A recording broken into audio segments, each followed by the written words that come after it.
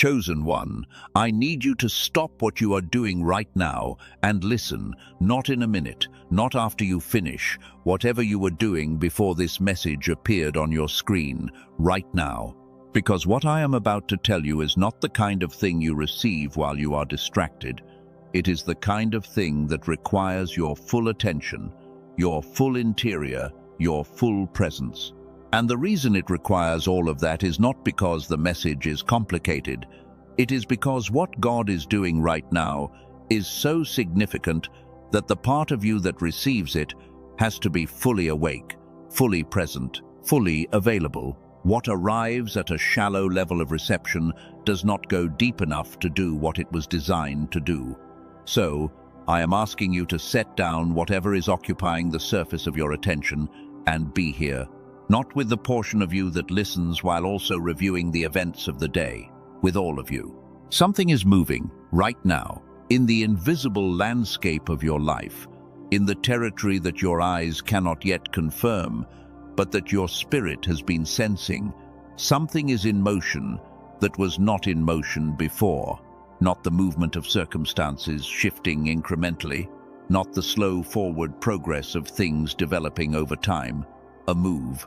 A specific, intentional, coordinated move that is being executed from a vantage point that can see everything you cannot see. A move that was planned in a council you were not present for, but that was planned entirely on your behalf. A move that has been in preparation since before the season you just came out of. A move that is not responding to your circumstances, but is preceding them. Setting up terrain ahead of you before you arrive at it, positioning resources in places you will need them before you know you need them, arranging the people and the opportunities and the open doors in a sequence that your rational mind could not have planned because it could not see far enough ahead to know what sequence would work. But the mind that is making this move can see it all. And what it is doing with what it can see is the thing that is about to leave you speechless. The title of this message says that what God is doing will leave you speechless. I chose that language deliberately, not because the outcome will be surprising in the sense of being random or arbitrary, surprising in the sense of being larger than what your current frame of reference has been able to contain, surprising in the sense that when it arrives in its full form, the vocabulary you have been using to describe your life will be insufficient for what you are experiencing. The words that fit the test season, the language of enduring and pressing and holding on, those words will not fit what is coming. And the silence that follows, the speechlessness, will not be the silence of confusion. It will be the silence of someone whose mouth cannot move because what is in front of them has no adequate language yet. It will be the silence that precedes a new vocabulary, the silence between the old story ending and the new one, beginning to be told in a language you have not yet been taught because you have not yet needed it. You have felt something. Over the past days or weeks or months, something has been different in the atmosphere of your life, not in the visible circumstances necessarily, in the atmosphere. In the quality of the interior, in the sense that something is close that was not close before. You may have dismissed it multiple times. You may have told yourself it was wishful thinking. You may have been cautious about trusting the sensation because you have been cautious before, and the gap between the sensation and the manifestation produced a cost you did not fully recover from quickly. But the sensation has not gone away. It has persisted. And what persists despite your attempts to manage it, despite your deliberate choices to hold it lightly rather than invest in it fully, is not manufactured by your own hope. It is a signal from a source that is more reliable than your emotional state. Your emotional state can produce enthusiasm and then retract. But the atmospheric signal I am describing does not retract. It intensifies as the move gets closer. And the fact that you are here, receiving this message, at this specific moment, is itself a part of the move. You did not find this by accident. Something directed you here, and that same something is about to direct everything else. There are 5 signs that God is actively making a move in your life right now. Not 5 signs that a move might eventually come. 5 signs that a move is in active execution in this present moment. I am going to name them one by one, and I want you to pay attention not just to whether they are intellectually familiar, but to whether they are experientially present. Because the confirmation of a divine move is not found in general awareness that God can do this, it is found in the specific, personal recognition that this is happening now, in your life, in this season. The first sign is a shift in the quality of your waiting. Most chosen ones have been in a season that required a specific kind of waiting. The waiting that presses forward, the waiting that produces endurance, the waiting that asks the interior to hold a position against the weight of circumstances that resist it. That quality of waiting has a texture that anyone who has been in it for a long time can recognize. It has friction. It has weight. It has the sense of something held in tension between 2 opposing forces. But in the days leading up to a divine move, the quality of the waiting changes. The friction diminishes. Not because the circumstances changed, because something on the other side of the waiting began to move toward you, and the waiting that had been holding a position against resistance begins to feel more like waiting that is simply receiving the approach of something that is already on its way. This is a qualitative shift that is distinct from exhaustion, which also produces a decrease in the friction of resistance. Exhaustion makes the waiting feel numb. The approach of a divine move makes it feel light, not effortless, light, as if the weight that was required before is no longer needed because the thing it was holding is now moving on its own momentum. The second sign is a heightened sensitivity to presence. A chosen one, on the eve of a divine move, begins to notice the presence of God in moments and contexts where they had previously not been as acutely aware. Not because God is more present in those moments, but because the perception of that presence sharpens in the days before a significant move, as if the receptor that receives the signal of divine proximity is being calibrated for the specific frequency of what is approaching. You may have noticed this in your prayer times feeling different, in moments of stillness carrying a quality they did not carry before, in the sense that you are being watched over, not in the surveillance sense, in the accompanied sense.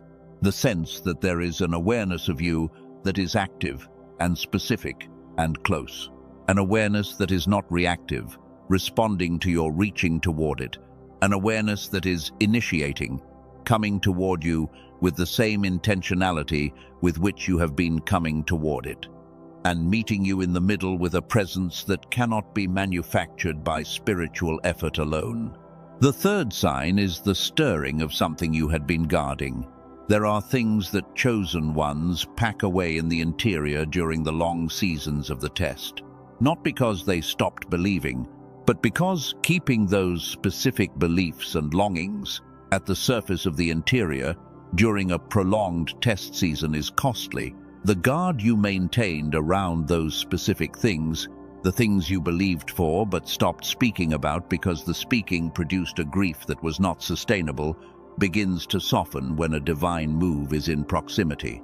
The guard relaxes before the mind gives it permission to relax, and the things that were packed away begin to become present again, not because you decided to open the box, because the move that is approaching is the move that those things were packed away in anticipation of. And the part of you that knew what it was waiting for begins to respond to the proximity of the thing before it has fully arrived. This is one of the most significant signs because it is one of the most specific. The things that stir are not random. They are the specific things that the move was designed to address. And the stirring is the interior confirmation of what the move is bringing. The fourth sign is a specific kind of opposition. not the sustained opposition of the test season, which was designed to build endurance. A sharper, more targeted opposition that seems to know specifically where you are going and is specifically designed to prevent you from arriving. This opposition often comes through the voices of people who were not particularly negative during the test season, but who suddenly have an abundance of reasons why the thing you are moving toward is not as real as you think it is, or why the timing is wrong, or why your assessment of what is happening is naive. This targeted opposition is a sign, not a discouragement, because opposition that is specifically targeted at a specific direction is confirmation that the specific direction is real enough to oppose. The enemy of your purpose does not waste targeted effort on destinies that are not on the verge of manifesting. The investment of targeted opposition is made specifically where the move is real and close and imminent. If you have felt this recently, if the resistance has sharpened and become more specific, that specificity is evidence of the proximity of what it is trying to prevent. The fifth sign is the emergence of clarity in specific areas that had been opaque. The test season, by its nature, required navigating without the full map. The opacity was part of the formation. But as a divine move begins to execute, specific areas of the path begin to clarify in ways that the test season did not allow. Not all at once, not the full picture, but enough. Enough to take the next step with a quality of confidence that was not available before. Enough to know, without being able to explain fully why you know, that the step you are about to take is aligned with what is being prepared. Not just enough to not be lost. Enough to feel that you are being led. Enough to experience the difference between navigating by your own best analysis and navigating by a clarity that is arriving from outside your own capacity to generate it. That specific clarity appearing in specific areas, in the context of the other four signs, is the fifth confirmation that the move is in active execution. There is something I want to place in front of you before we go further. In the past decade, researchers studying the neuroscience of high-functioning leaders and decision-makers discovered a pattern they could not explain through conventional models of performance. Something specific happened in the brains of the people who consistently received direction, made the right call at the right moment, and navigated complexity without losing access to their interior compass. Something that the average person under sustained pressure had lost access to entirely. I am going to tell you exactly what they found and why it matters for you at this specific junction. But first, hold this question. What if the thing that feels like spiritual distance is not distance at all? What if something specific was taken from you at the neurological level?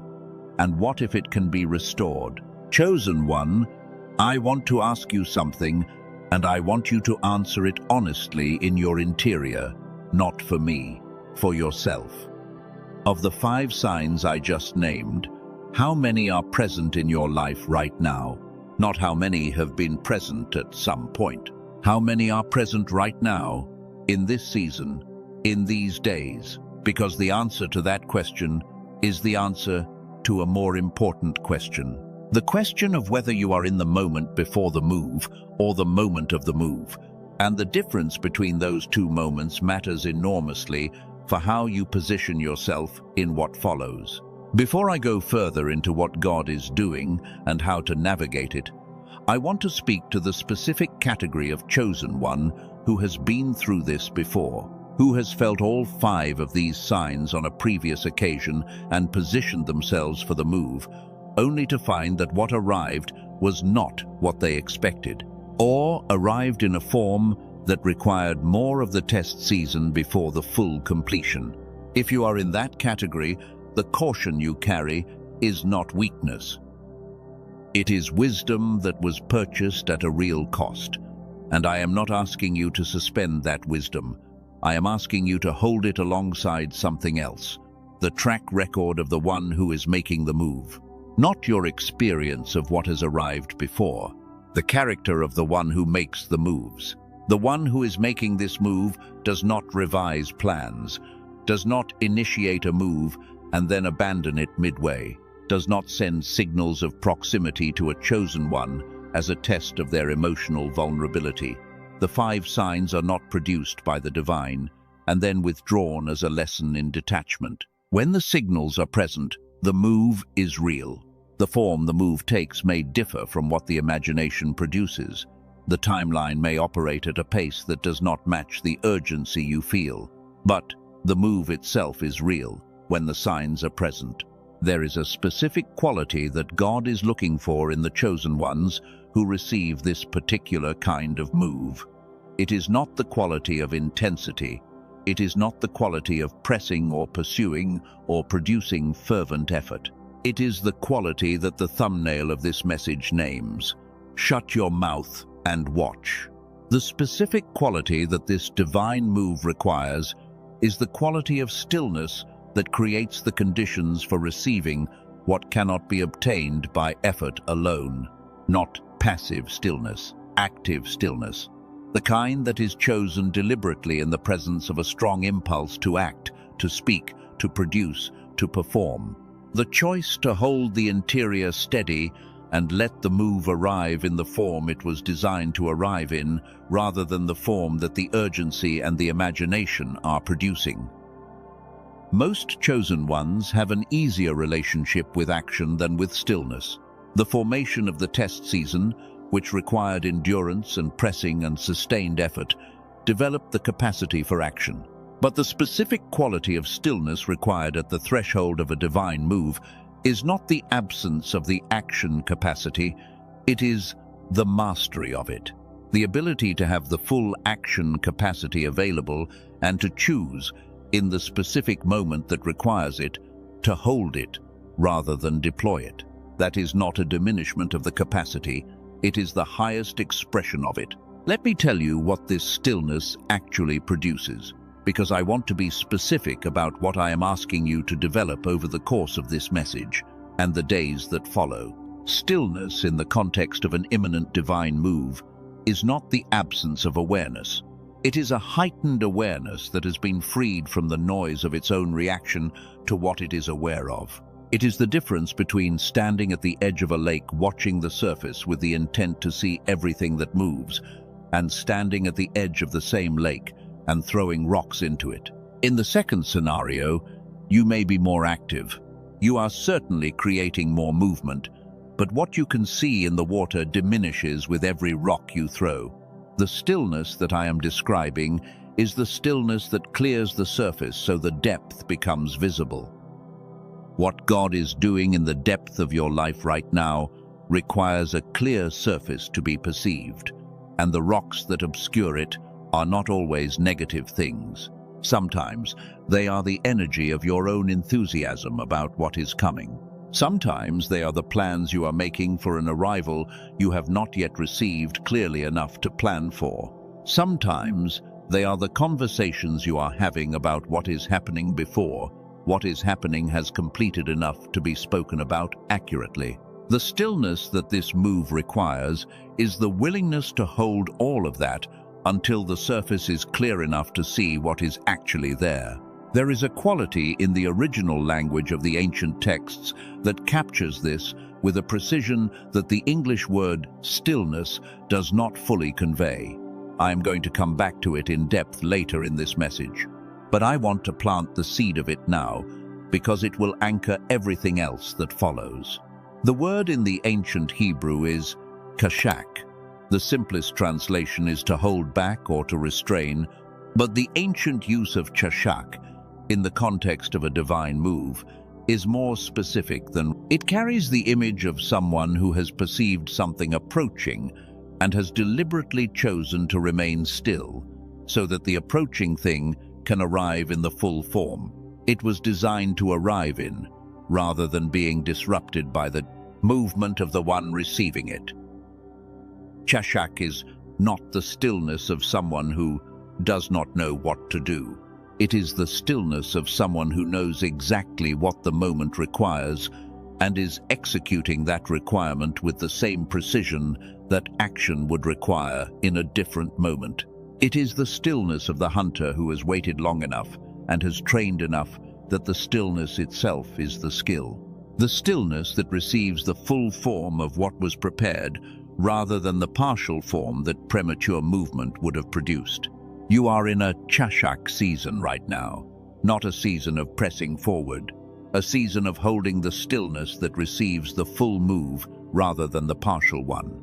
And what I am going to do through the rest of this message is give you the specific map of what God is doing, why He is doing it this way, what the full form of the move looks like, and what you need to hold in your interior so that nothing disrupts what is being prepared for you. I want to go deeper into what is actually happening in the invisible landscape of your life right now, not in an abstract, general sense, in the specific, operational sense of what a divine move involves from the perspective of the one executing it.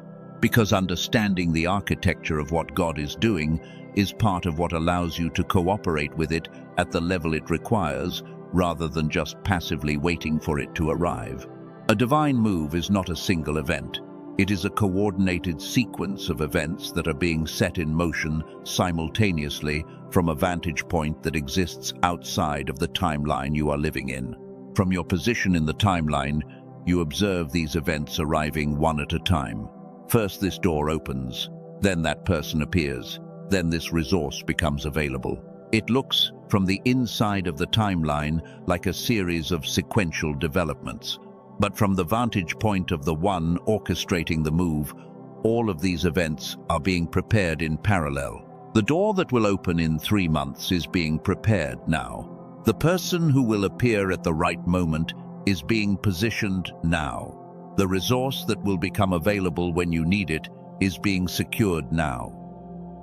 This is what the ancient psalmist was describing when he used the language of ordered steps, not steps that are being assigned in response to what the person does next, steps that were ordered before the journey began, prepared in advance, set in their sequence by one who could see the full map from above the timeline rather than from within it.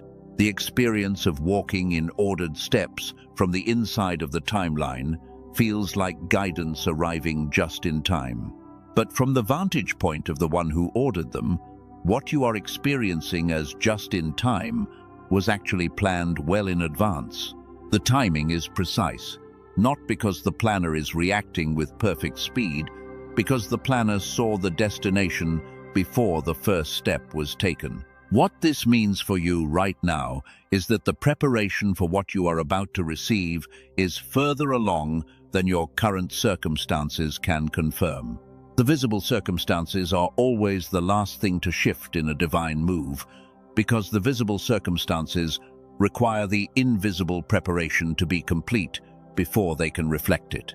The sequence is always inside first, then outside, interior first, then exterior, invisible first, then visible. And the invisible preparation of your new season has been in progress for a period of time that your current circumstances have not yet reflected. But the reflection is coming. It is the last thing to change, not because it is the least significant, but because it is the most visible and therefore the most confirming. And the one orchestrating your move is holding the confirming, visible change for the moment when it will have the maximum impact on your testimony. There are 3 types of chosen ones receiving this message right now. I want to name all 3 because each type is at a specific point in the same divine move, and each type needs to hear something specific. The first type is the chosen one who is at the threshold. They can feel the proximity of everything they have been waiting for. The signs are all present. The atmosphere has shifted. The guard has loosened around the things they had been protecting. They are on the verge, and what they need to hear is this: the threshold is real. The nearness you feel is not a projection of your own longing. It is a perception of actual proximity. Cross into what is opening. Do not hold yourself back from the fullness of what is arriving because you have been cautious before. This move is not asking for your recklessness. It is asking for your full reception. And full reception requires a full yes. And the temptation for someone in the middle of a real divine move is to try to accelerate what is already in motion, to push in directions that are already being pushed by a force larger than their own, and in doing so to introduce a competing movement into a coordinated sequence that was designed to work without their acceleration. What this type needs to hear is this: you are in it. Do not speed it up. Let it complete at the pace it was designed to complete at. Your role right now is not to accelerate.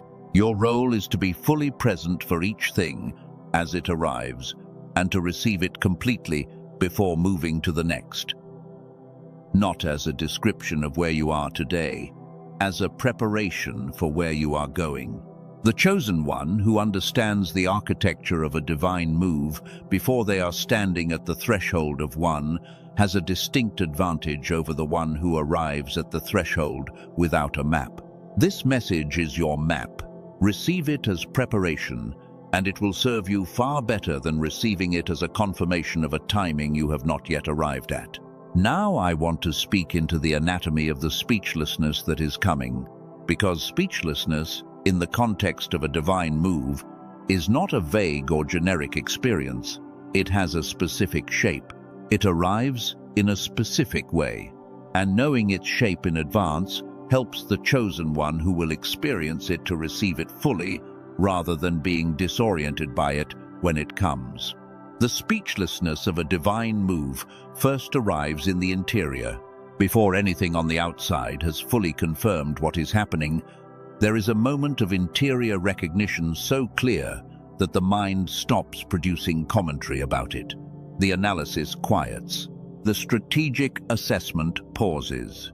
The constant internal narration that a chosen one maintains about their own circumstances simply stops, not because they have lost the capacity for it, but because what they are perceiving is so evidently real and so completely beyond what the narration could add to, that the narration becomes unnecessary.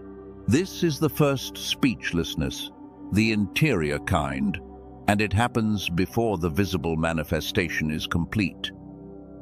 The second form of the speechlessness arrives when the visible confirmation begins, when the first external evidence of what has been prepared starts to appear, and the recognition between what you perceived in the interior and what is now arriving in the exterior produces a quality of verification that language cannot capture in real time.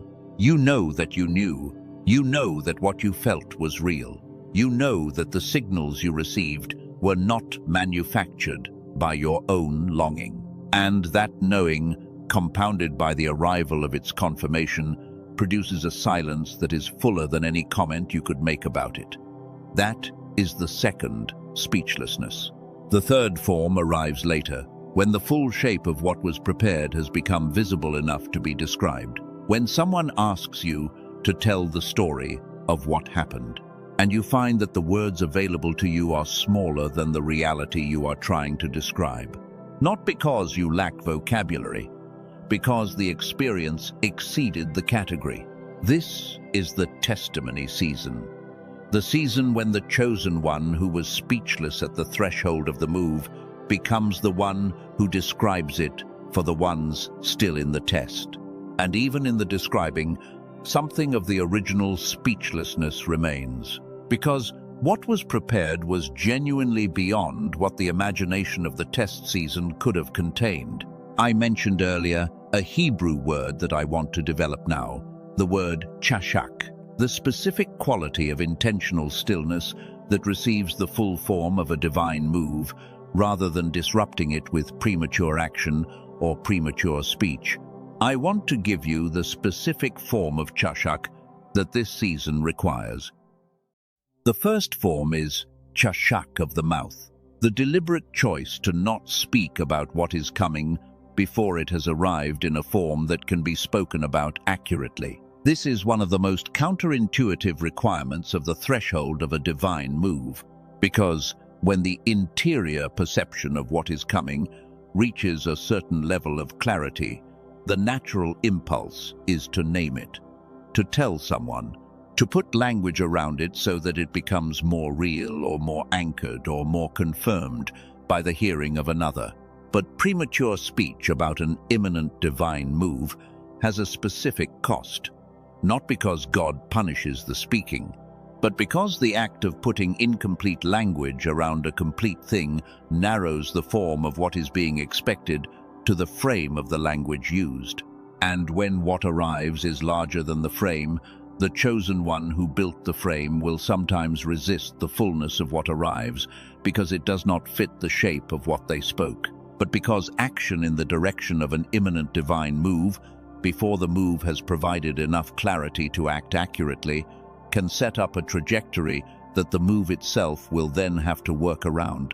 And the chosen one who has set up their own trajectory will sometimes miss the actual arrival of what was prepared, because it came from a different direction than the one they had already committed to moving in. The third form is chashak, of the expectation, the deliberate choice to hold the expectation open rather than specific. Not open in the sense of having no expectation, open in the sense of not locking the expectation into a specific form, a specific timeline, a specific delivery mechanism that the move must match in order to be recognized as real. The chashak of the expectation is the hardest of the three forms because it requires holding a confident belief about something without simultaneously building a detailed prediction about its shape. But it is the most important because divine moves regularly arrive in forms that the imagination of the test season could not have predicted. And the chosen one whose expectation is open enough to receive the unexpected form of a real fulfillment will receive the full form of what was prepared. The one whose expectation is locked into a specific shape will sometimes dismiss the actual fulfillment because it did not arrive as predicted. I want to close this portion of the message with something that I need you to hold carefully, because it is the specific key to everything that follows. The move that is happening in your life right now is not small. It is not a minor adjustment to your circumstances. It is a significant, coordinated, intentional execution of what was prepared for you before the test season began. And the size of what is coming is the reason the quality of the receiving matters so much. Small things can be received carelessly without much being lost. Large things require a receiving posture that is matched to their size. And what is coming for you is large enough that the chashak I am describing is not optional. It is the specific requirement of this specific season. Chosen one, before I take you into the deeper architecture of what God is doing and why it was timed for this specific moment in your life, I want to hear from you. I want to know whether this message is landing where it is supposed to land. Type one of these in the comments right now. Type, I felt the signs, if the 5 signs resonated with your current season. Type, I am holding if you are practicing the chashak, the deliberate stillness, in this season. Type, I need this, if you are still in the preparation, and you are receiving this as your map. Let me see you. Let this community of chosen ones see each other. Human preparation produces results through a direct relationship between input and output. The quality and quantity of what is invested determines the quality and quantity of what emerges. This is the logic of effort. And in the test season, most chosen ones lived in this logic. The endurance you invested produced the character that emerged. But the divine move that is happening now operates on a different logic entirely. Not the logic of effort producing proportional outcomes, the logic of prepared time meeting a prepared person. In this logic, the outcome is not determined by the input at the moment of receiving. It was determined in the council where the move was planned before the test season began. This distinction is one that most chosen ones who have been formed in the test season struggle with at first, because the formation of the test season was built entirely around the logic of effort, show up, press through, remain faithful. The input determines the outcome. The full form of a divine move at this specific junction involves 3 layers arriving simultaneously: the visible layer, the relational layer, and the interior layer. Most people are aware of the visible layer because it is the most obvious. Circumstances shifting, doors opening, resources appearing, opportunities presenting themselves in the direction that the chosen one has been facing. This is the most frequently described dimension of breakthrough, and it is real and significant. But it is the most surface of the 3 layers. The relational layer involves the arrival of the specific people who were positioned in the new season. Not just any people, the specific people whose assignment in the new season intersects with yours. The people who carry what you need and need what you carry, who were prepared in their own separate formation process for the same appointed time that you were prepared for. The arrival of these people often happens in ways that seem coincidental from the outside, but that are, from the inside of the experience, unmistakably intentional. The person who calls at the right moment. The conversation that happens in the context that no one planned. The connection that forms in a way that neither party could have engineered, but that both recognize as belonging to the same appointed time. This relational layer of the move is often more significant than the visible layer in terms of the long-term fruit it produces, because the visible layer produces circumstances that can change.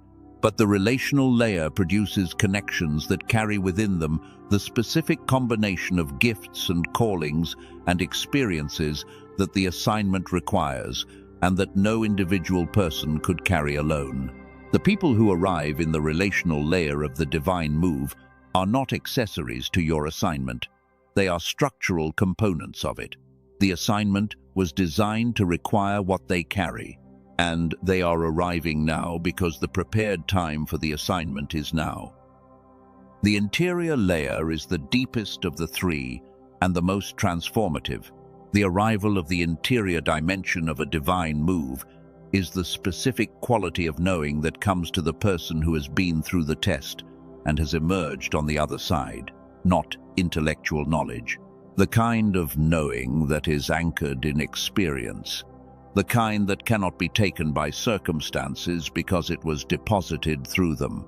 The chosen one who receives the full interior dimension of a divine move at this junction discovers that who they are on the other side of it is not the same person who entered the test season, not incrementally different, qualitatively different, carrying a form of confidence that is not arrogance but is the product of having been proven, having been formed, having been shown through the sustained experience of the test that the faithfulness of the one who assigned the destiny is not a theory but a documented reality in their personal history.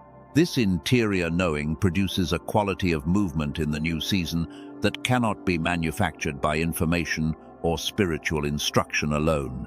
It has to be formed through the specific experience of having needed God to be faithful and having found that God was faithful, repeatedly, in conditions that gave every external indication that the faithfulness was not coming. When all 3 layers of the move arrive simultaneously, the experience is genuinely speechless, not because you do not know what to say, because what is happening is operating at a frequency that ordinary language was not built to carry. The visible, the relational, and the interior arriving together produce a quality of completeness that the words available to you, at least in that first season of receiving it, are inadequate for. The testimony that eventually comes, the language that eventually forms around the experience, takes time to develop because the experience has to settle into the interior enough for language to have something solid to describe. There is a figure in the ancient texts whose story captures the quality of this receiving with a precision that I want to spend time in. She was in a season of her own ordinary life. Nothing in her circumstances suggested that what was about to happen was about to happen.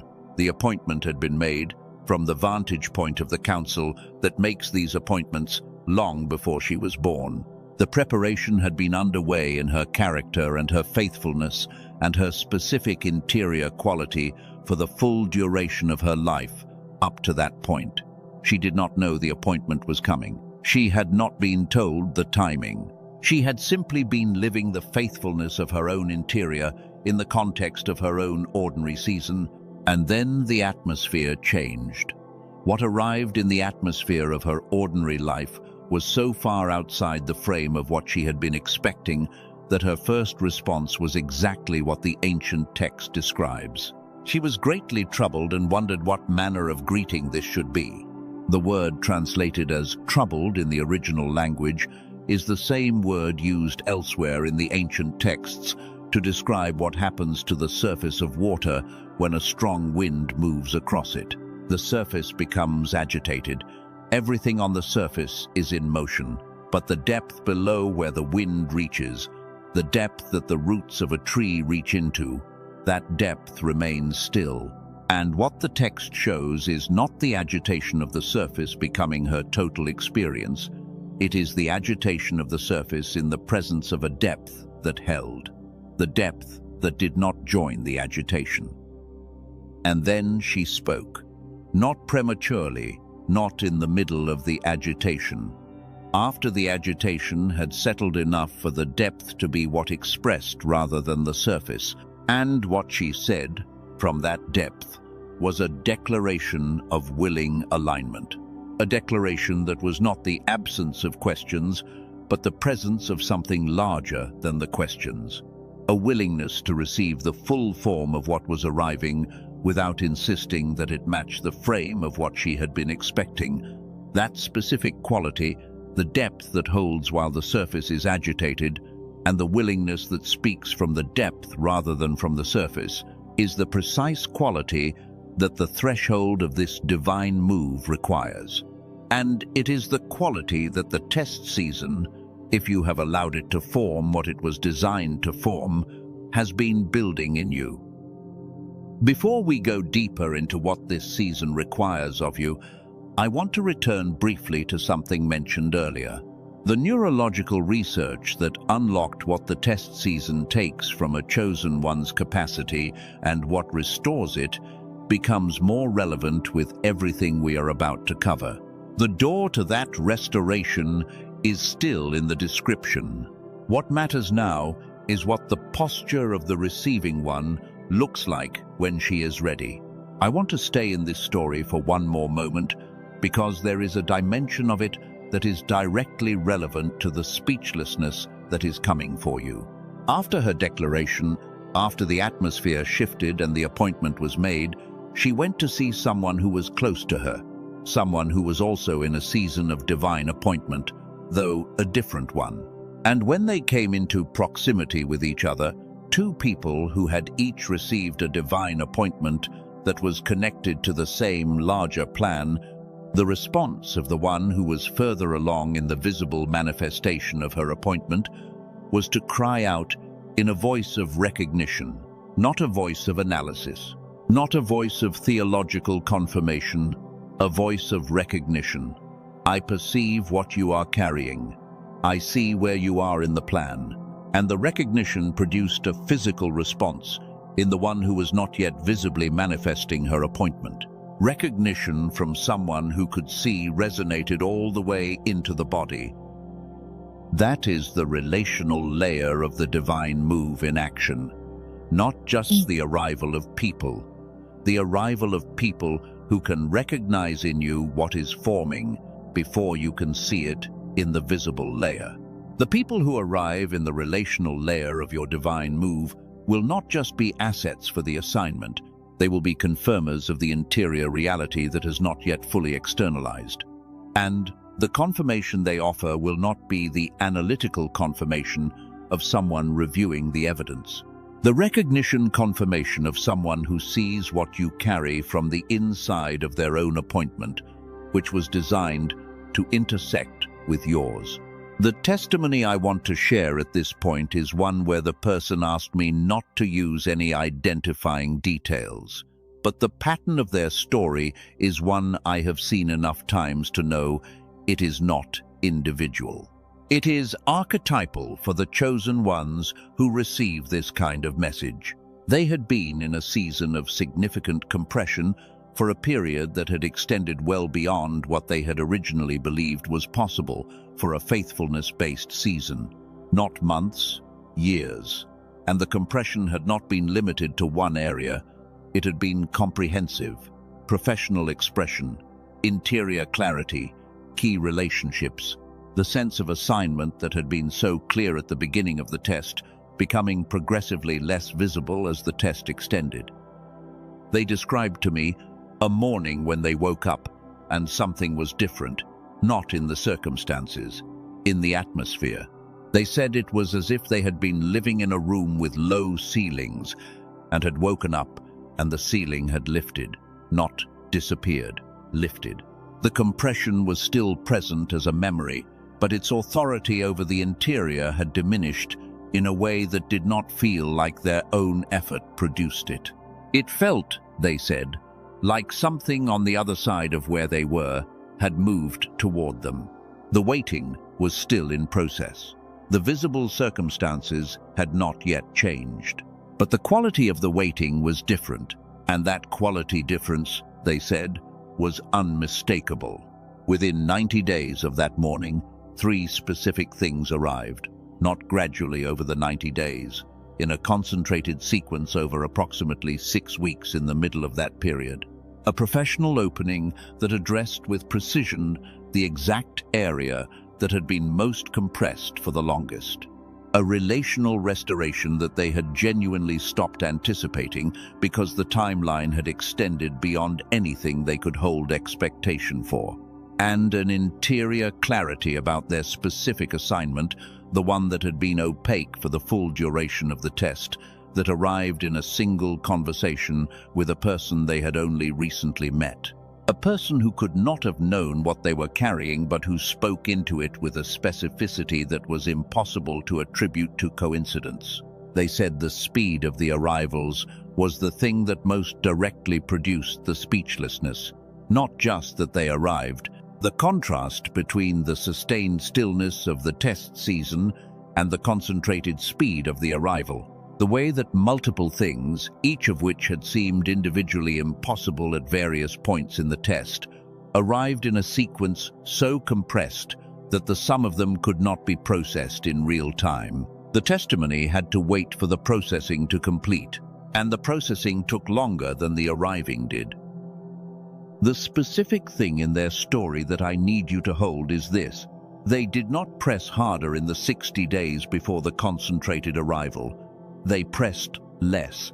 They described those 60 days as a season of unusual interior stillness, of receiving more quietly and producing less strategically, of letting the surface continue to do what the surface does while keeping the depth oriented toward what was approaching, rather than toward what they were afraid might not be coming. And that specific combination of surface activity and depth orientation, the ability to maintain the active life of the season while the depth remained in Chashak, was not a technique they had developed. It was a response to the atmospheric signal. They sensed the approach of something significant, and they responded by becoming still in the way that a person who has developed the capacity for interior stillness becomes still when they perceive something important is close. I want to bring you to a specific second practice before we move into the next section of this message. The first practice I gave you was the daily recognition, the 3 things that shifted in the past 24 hours. The second practice builds on the first and deepens it. I call it the depth check. It takes less than 2 minutes, and it is specifically designed to develop the capacity for interior stillness that I have been describing throughout this message. The depth check is simply this. Once a day, in the middle of the day rather than the morning, find a moment to ask yourself this question honestly.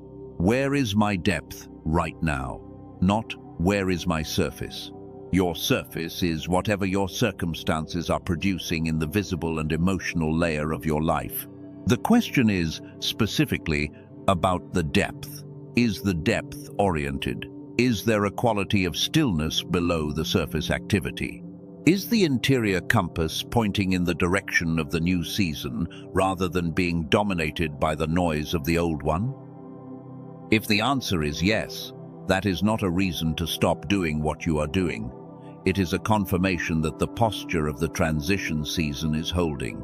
If the answer is no, if the depth has gotten pulled up into the surface agitation, that is not a failure. It is information. Information that something in the events or interactions or internal narratives of the recent hours has produced a disruption of the depth that needs to be addressed. And the addressing is not complicated. It is simply the conscious return to the posture, the deliberate choice in that moment to let the surface be what it is without requiring the depth to match it. To hold the depth oriented toward what is coming, even while the surface is actively responding to what is here. The combination of the morning recognition practice and the midday depth check creates a rhythm of interior orientation that, over the 60 to 90 days of the Chashak season, develops in the chosen one a quality of sustained stillness that is fundamentally different from the sustained pressing of the test season. It is still sustained. It still requires daily choice, but the direction of the sustaining is toward reception rather than production. And the fruit of 30 days of this practice is noticeably different from the interior quality of the test season, noticeably different in a way that sets up the full reception of the divine move when it arrives in its concentrated form. I will come back to the neurological dimension of this later in this message. There is a specific discovery that was documented in a research context that was not spiritual, and that explains why these practices work at a level that is deeper than discipline or willpower. A discovery that connects the ancient language of the Chashak with a modern understanding of what is actually happening in the brain of a person who has learned to maintain interior stillness in the presence of sustained external pressure. Watch for it. It is coming. There is a dimension of what God is doing in this move that I have not yet addressed, and that belongs specifically in this section of the message. It is the dimension that connects the Chashak, the interior stillness that receives the full form of the move, with the specific quality of the assignment that is opening. Because the assignment of the new season is not just a better version of what you were doing in the test season, it is a qualitatively different kind of contribution.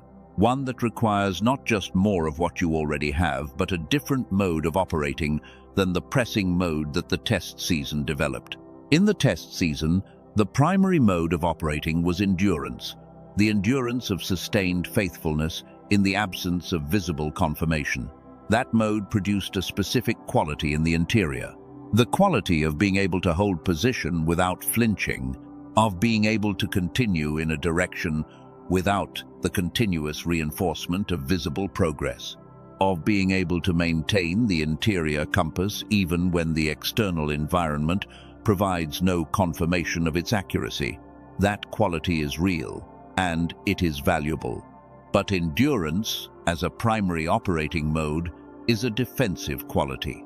It is the quality of holding ground rather than taking it.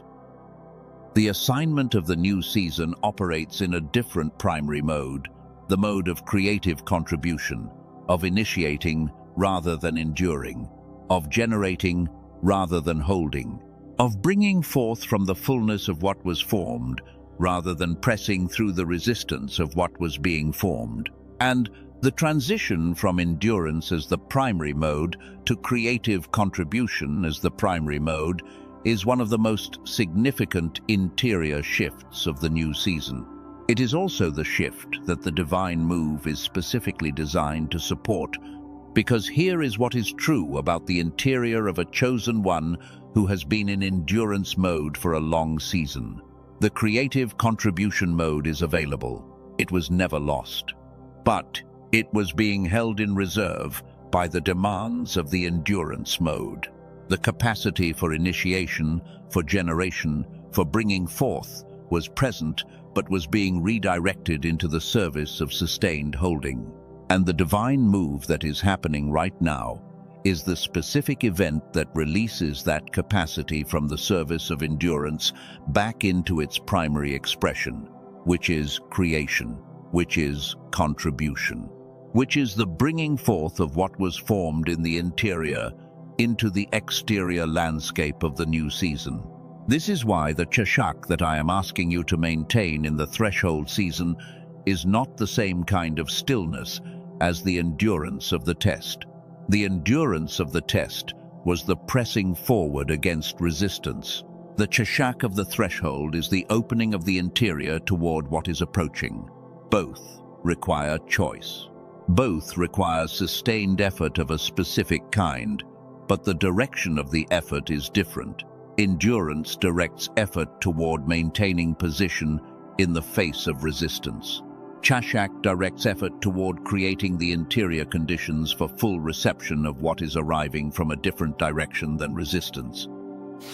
I want to give you a specific image for what the divine move looks like from the perspective of the one it is arriving toward, because images anchor the interior in a way that description alone does not. Imagine that you have been standing in a room that had a window on one wall. The window faced in one specific direction, and for the duration of the test season, you have been watching through that window, watching for the arrival of what you were waiting for, and the watch has been sustained, faithful. The posture at the window has been maintained even when nothing visible was moving outside it. The faithfulness of the watch is real, and it is honored. But the arrival of what was prepared is not coming through the window. It is coming through the door, and the door is on the wall behind you, the one that is facing in the opposite direction from the window. The arrival is coming from behind the direction you have been watching, and the chashak, the stillness that receives the full form of the move, is the turning away from the window and toward the door. Not because what you were watching for was wrong, because where it is actually arriving from is different from where you were watching. And the turning requires the choice to stop watching the direction you have been watching and to trust that what was prepared is approaching from a direction you have not been as attentively oriented toward. This image captures one of the most important and most frequently missed dimensions of a divine move, the arrival direction. The divine move does not always arrive from the direction that was anticipated. In fact, because the divine move was designed from a vantage point that could see more than the person receiving it could see, it often arrives from angles that were not in the frame of the expectation that was maintained during the test.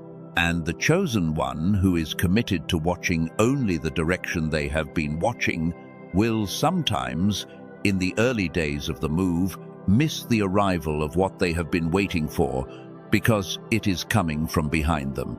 The practice of the chashak, the daily recognition, the depth check, all of these practices are ultimately practices of expanding the field of perception, of widening the angle of the interior, watching so that what arrives from unexpected directions can be recognized and received rather than missed because it did not fit the expected frame.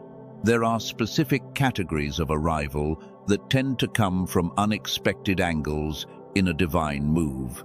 I want to name 3 of them so that you can expand your perception in these specific directions. The first is the arrival through a person you had already dismissed, someone who was in your life during the test season and who did not seem connected to the direction of your assignment. Someone who you may have engaged with briefly, but who you did not place in the category of significant. This is one of the most common arrival angles of the relational layer of a divine move, because the person who was designed to be structurally important to the new season was often placed in proximity during the test season in a way that felt incidental. The connection that was being laid in the test season for the purpose of the new season was not always announced as significant. It was planted quietly. And when the new season opens and the connection becomes structurally important, the chosen one who had dismissed it will recognize it as one of the things they almost missed. Pay attention in this season to the people who seem incidental, the ones who keep appearing on the edges of your awareness without announcing themselves as important, the ones who seem to be in your sphere for no obvious reason. Because in a divine move, the relational layer often seeds itself quietly during the Chashak season before the significance of the connection becomes visible. The second unexpected angle of arrival is the connection between something from your past that you had considered finished and something in your future that you had not yet seen clearly. Specifically, the experiences, skills, relationships, or knowledge from a season that felt like a detour or a wrong turn will often appear in the new season as exactly the preparation that was needed for a specific component of the assignment. What looked like wasted time during the test becomes the specific resource that the new season requires. The third unexpected angle is the arrival of clarity through rest, rather than through effort. Most chosen ones, trained in the effort logic of the test season, expect clarity to come as the outcome of sustained focus and strategic analysis, and sometimes it does. But in the threshold season of a divine move, some of the most important clarity arrives during the moments of released attention rather than the moments of focused attention. During a walk, during a conversation that had nothing to do with the assignment, during the transition between sleep and waking, in the quiet, after a prayer that asked a question rather than pressing for an answer. These moments of released attention are not distractions from the work of receiving the move. They are part of the receiving itself. And the chosen one who holds space for them, who does not fill every available moment with strategic effort, will find that some of the most directional clarity of the new season arrives precisely in the spaces that the effort approach would have filled. This connects directly to something I want to show you in the next section of this message, something that a neurologist discovered about the relationship between certain modes of mental activity and the specific kind of whole pattern recognition, the seeing of the gestalt, the perceiving of what belongs together before the analysis is complete, that the divine move requires in its receiving phase. Something that illuminates, from a completely unexpected angle, why the Chashak practice I am describing is not just spiritually sound, but neurologically validated. I want you to watch for it, because when you see it, it will change how you understand everything we have been discussing in this message from the beginning. Chosen one. The like button on this message is a form of Chashak cooperation with what this message is doing in the space. When you engage with it, you are not just expressing appreciation. You are telling the platform that this message reached someone, that it landed at the depth it was designed to reach, that it did what a message for chosen ones at this specific threshold was designed to do. Press it now. Let the algorithm carry this message to the next chosen one, who is standing at the same threshold you are standing at, and who needs to find it today. And if you are receiving this message, and you are in the 60 days before the concentrated arrival, type "I am" in the 60 days in the comments. I want to see you there. If the concentrated arrival has already begun, if the sequence is already in motion, type "It is moving." Let this community of chosen ones see how many of them are in the same moment, at the same time. Because you are not the only one. The move that is happening in your life is happening in the lives of chosen ones across the world who received the same formation in the same test season. The appointed time is now. And the appointed time is not private, it is a season. And seasons change for everyone who was in them at the same time. What reorganizes in the life of a chosen one when a divine move is in active execution is not just the visible circumstances. The visible circumstances are the last thing to reorganize. The first things to reorganize are the things that are not visible from the outside, the interior things, the things that were aligned for the test season and now begin to shift their alignment toward the new season. The first interior reorganization is the reorganization of what the energy is for. In the test season, the energy of the chosen one was directed primarily toward maintaining position under pressure, toward sustaining the interior compass when the external environment provided no confirmation, toward holding the faithfulness in the presence of sustained resistance. That direction of the energy was appropriate for the test. But as the divine move begins, the direction of the energy begins to shift. Not dramatically, not overnight, but noticeably. The energy that was directed inward toward holding begins to move forward, toward creating, toward contributing, toward the expression of what was developed inward during the test, outward into the new season. This is one of the earliest interior signs of the divine move being in active execution, not the visible confirmation, the shift in the direction of the energy. The chosen one who had been enduring begins to feel the endurance mode loosening, not because the endurance is no longer needed, because the season that required it as the primary mode is completing, and the energy that was locked in the endurance posture begins to become available for a different quality of engagement with the life that is opening. The second interior reorganization is the reorganization of the relationship landscape, not the visible relationships necessarily. The internal relationship landscape, the way the chosen one relates to their own calling, to their own capacity, to the specific contribution they were made to bring. In the test season, the relationship with the calling was often a holding relationship, holding the belief in the calling against the evidence of the test, holding the identity of the called one in the absence of the visible expression of the calling. That holding was faithful. But it is a constrained relationship with the calling, a relationship through glass. In the new season, the relationship with the calling shifts from holding to inhabiting, from relating to the calling as something believed in to relating to it as something being lived in. The calling stops being the destination that is approached through the test and becomes the terrain that is walked in.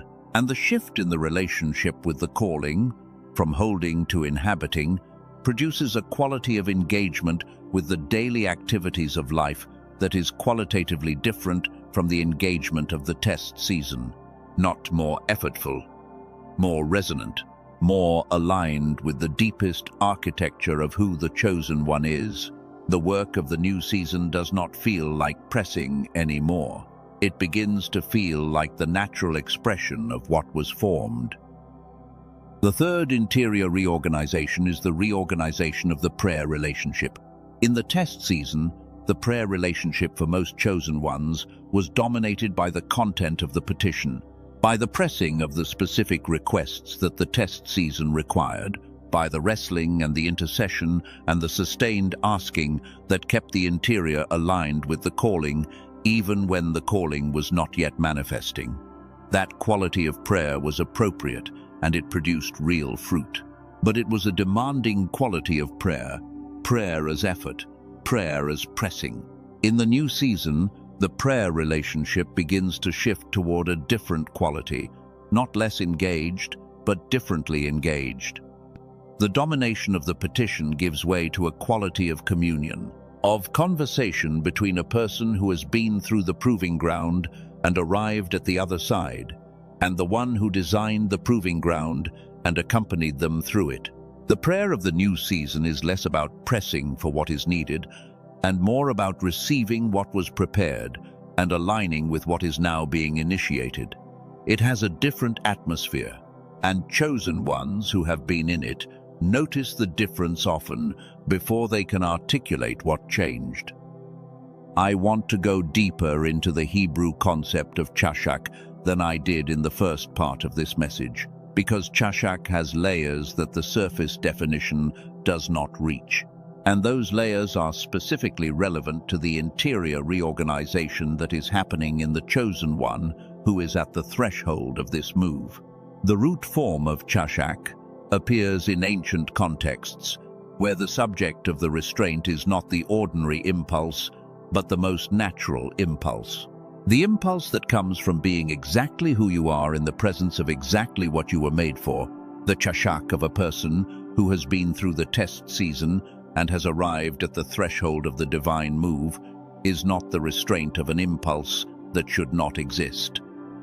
It is the restraint of an impulse that is entirely appropriate, the impulse to step fully into what was prepared, to immediately inhabit all of what is opening, to bring the full expression of the assignment into the world at the maximum possible speed. That impulse is real, and it is appropriate. The test season produced a compression of what needed to be expressed, and the release of that compression at the threshold of the new season is a natural and legitimate response to arriving at the opening. The chashak is not the suppression of that impulse.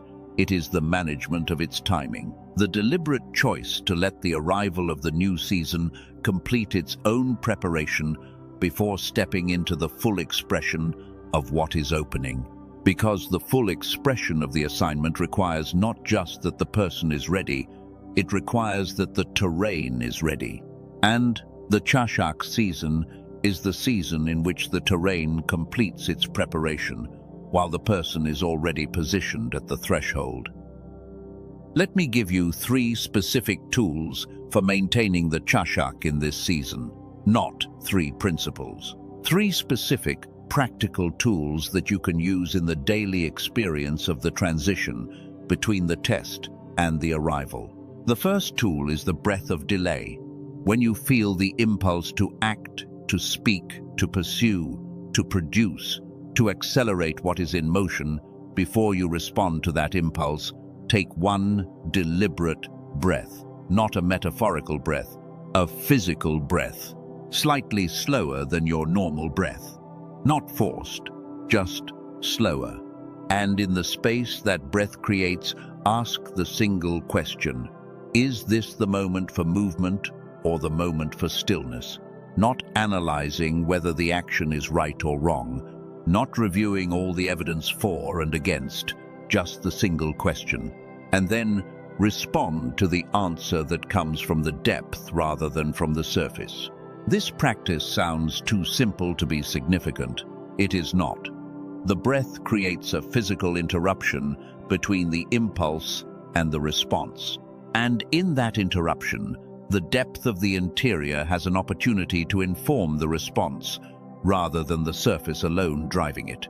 Over time, this practice creates a reliable pathway between the depth and the action, between the chashak and the expression, that allows the chosen one to be both still and active in the same season, without the stillness and the activity contradicting each other. The second tool is the signal recognition practice. I introduced this briefly in the previous section as an application of one of the 3 tools from the test season. Let me develop it more fully here for the specific context of the chashak season. A signal in the context of a divine move is any interior sensation, thought, or sense of knowing that does not feel like it was generated by your own analytical process. Something that arrives rather than something you produce. Something that comes from a direction that is not the direction of your own strategic thinking. Signals arrive in many forms. A sudden sense of direction about a specific choice. A thought about a specific person that does not fit into the flow of whatever else you were thinking about. A quality of peace or unease that does not match the visible circumstances. A sense of recognition when you encounter something new. The sense of, I know this, even when you have no logical reason to have known it before. These are signals. They are the language of the spirit operating in the mode of the new season, not the analytical, sequential, logical mode of the test season. The whole pattern recognition mode of a mind that is beginning to operate at the integration that the new season requires. The signal recognition practice is simple. When a signal arrives, do not immediately analyze it or dismiss it. Simply notice it. Name it to yourself. Not out loud necessarily, just internally. Something just arrived that did not come from my analytical process. Let it remain in the interior without forcing it into a conclusion.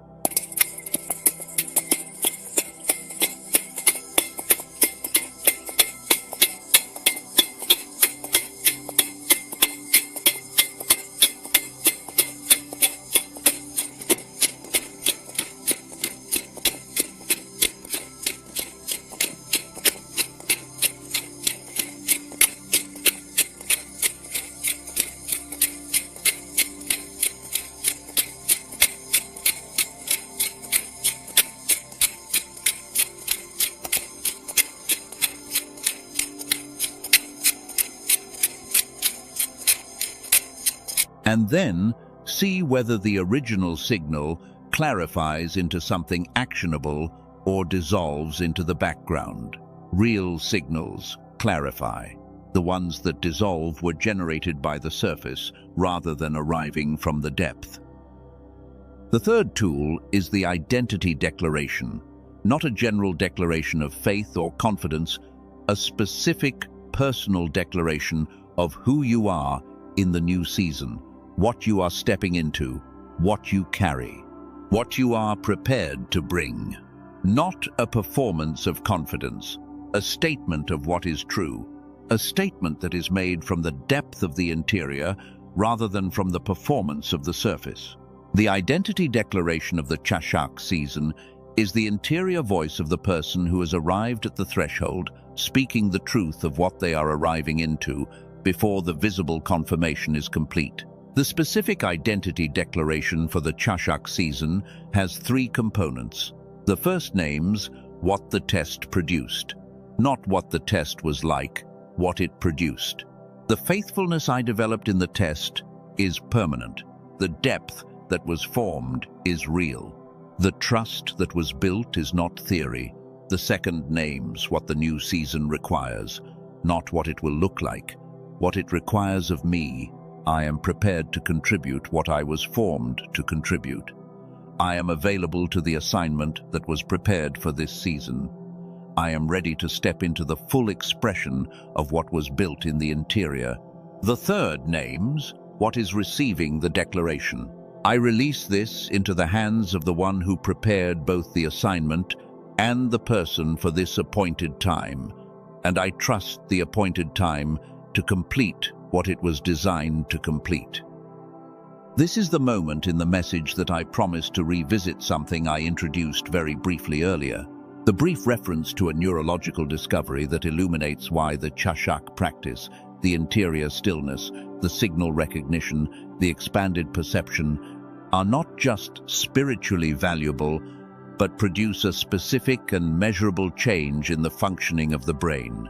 I do not want to go fully into this now.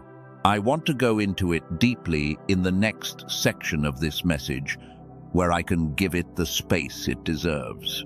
But I want to plant the seed of it here because it is going to reframe everything you have been receiving in this message. The seed is this. The human brain has two distinct modes of information processing, one that is dominant in conditions of sustained pressure, one that is available when the pressure is released, enough for the integration between the two modes to be restored. The test season, by its nature, has been creating conditions for one mode of processing, and the divine move, by its nature, is creating conditions for the other. And the specific tool that allows the transition from one to the other, the tool that accelerates what would otherwise take months of natural restoration, is something that a neurologist named Dr. Daniel Barone has documented and made available. Watch for it. At www. And quote, unquote. What he found will change everything you understand about why you are experiencing what you are experiencing right now.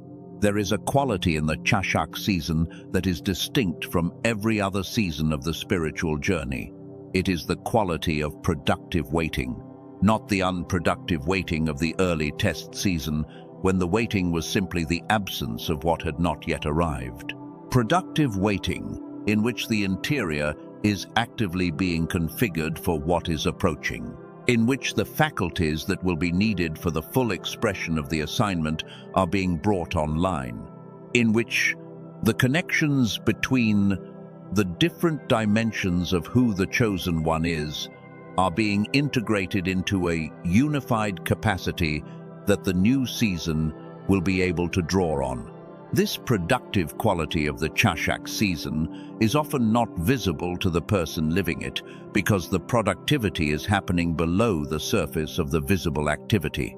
From the outside, a chosen one in the Chashak season may look like someone who is not doing very much, who is moving at a slower pace than they were moving in the test season, who is producing less visibly than they were producing under the pressure of the pressing mode. But the interior activity of the Chashak season is significant, and what it is producing, the integration and alignment and opening of the person toward the full form of what is arriving, is the most important work that is happening in this specific window of time. I want to address something that comes up in the interior life of most chosen ones during the Chashak season, something that often goes unnamed, because it feels too small to bring into a message about divine moves and spiritual formation. The sense of vulnerability that comes with the stillness. The test season, whatever its costs, had a specific quality of protective armor in it. The pressing mode creates a sense of forward movement that functions as protection against the vulnerability of simply receiving. When you are pressing, you are producing. When you are producing, you are less exposed to the internal question of whether the thing you are waiting for is actually coming. The production occupies the interior in a way that makes the vulnerability less immediately present. But the Chashak season asks you to set down the armor of production and stand in the openness of receiving. And standing in openness, without the protective activity of production and pressing, exposes the interior to a specific quality of vulnerability. The vulnerability of being fully present to what is arriving without the buffer of doing. This is one of the most significant interior challenges of the Chashak season. Not because the vulnerability is dangerous, but because it is unfamiliar to someone who has been formed in the pressing mode. And unfamiliar vulnerability tends to trigger the protective mechanisms of the system, the return to pressing, the acceleration of activity, the production of movement to fill the space of the stillness. Chosen one. The vulnerability of the Chashak season is not a problem to be solved. It is the specific interior condition that allows the full depth of what is arriving to be received. A person who is armored does not receive at depth. They receive at the surface of the armor. And what the divine move is attempting to deliver belongs at the depth. So the vulnerability, though uncomfortable, is not incidental to the receiving. It is the condition of the receiving. And sitting in the vulnerability without armoring back up is one of the most courageous acts of the Chashak season, more courageous than pressing was. Because pressing had the protection of movement, the stillness of receiving has nothing to protect it except the trust that what is approaching is trustworthy. Let me speak to the false summit experience that sometimes appears in the Chashak season. A false summit is a moment when the interior feels so certain that the arrival is complete that the chosen one moves out of the Chashak posture and into the full expression of the new season, only to find that what they experienced was not the arrival, but the proximity of the arrival. The anticipation was real. The sensing was accurate.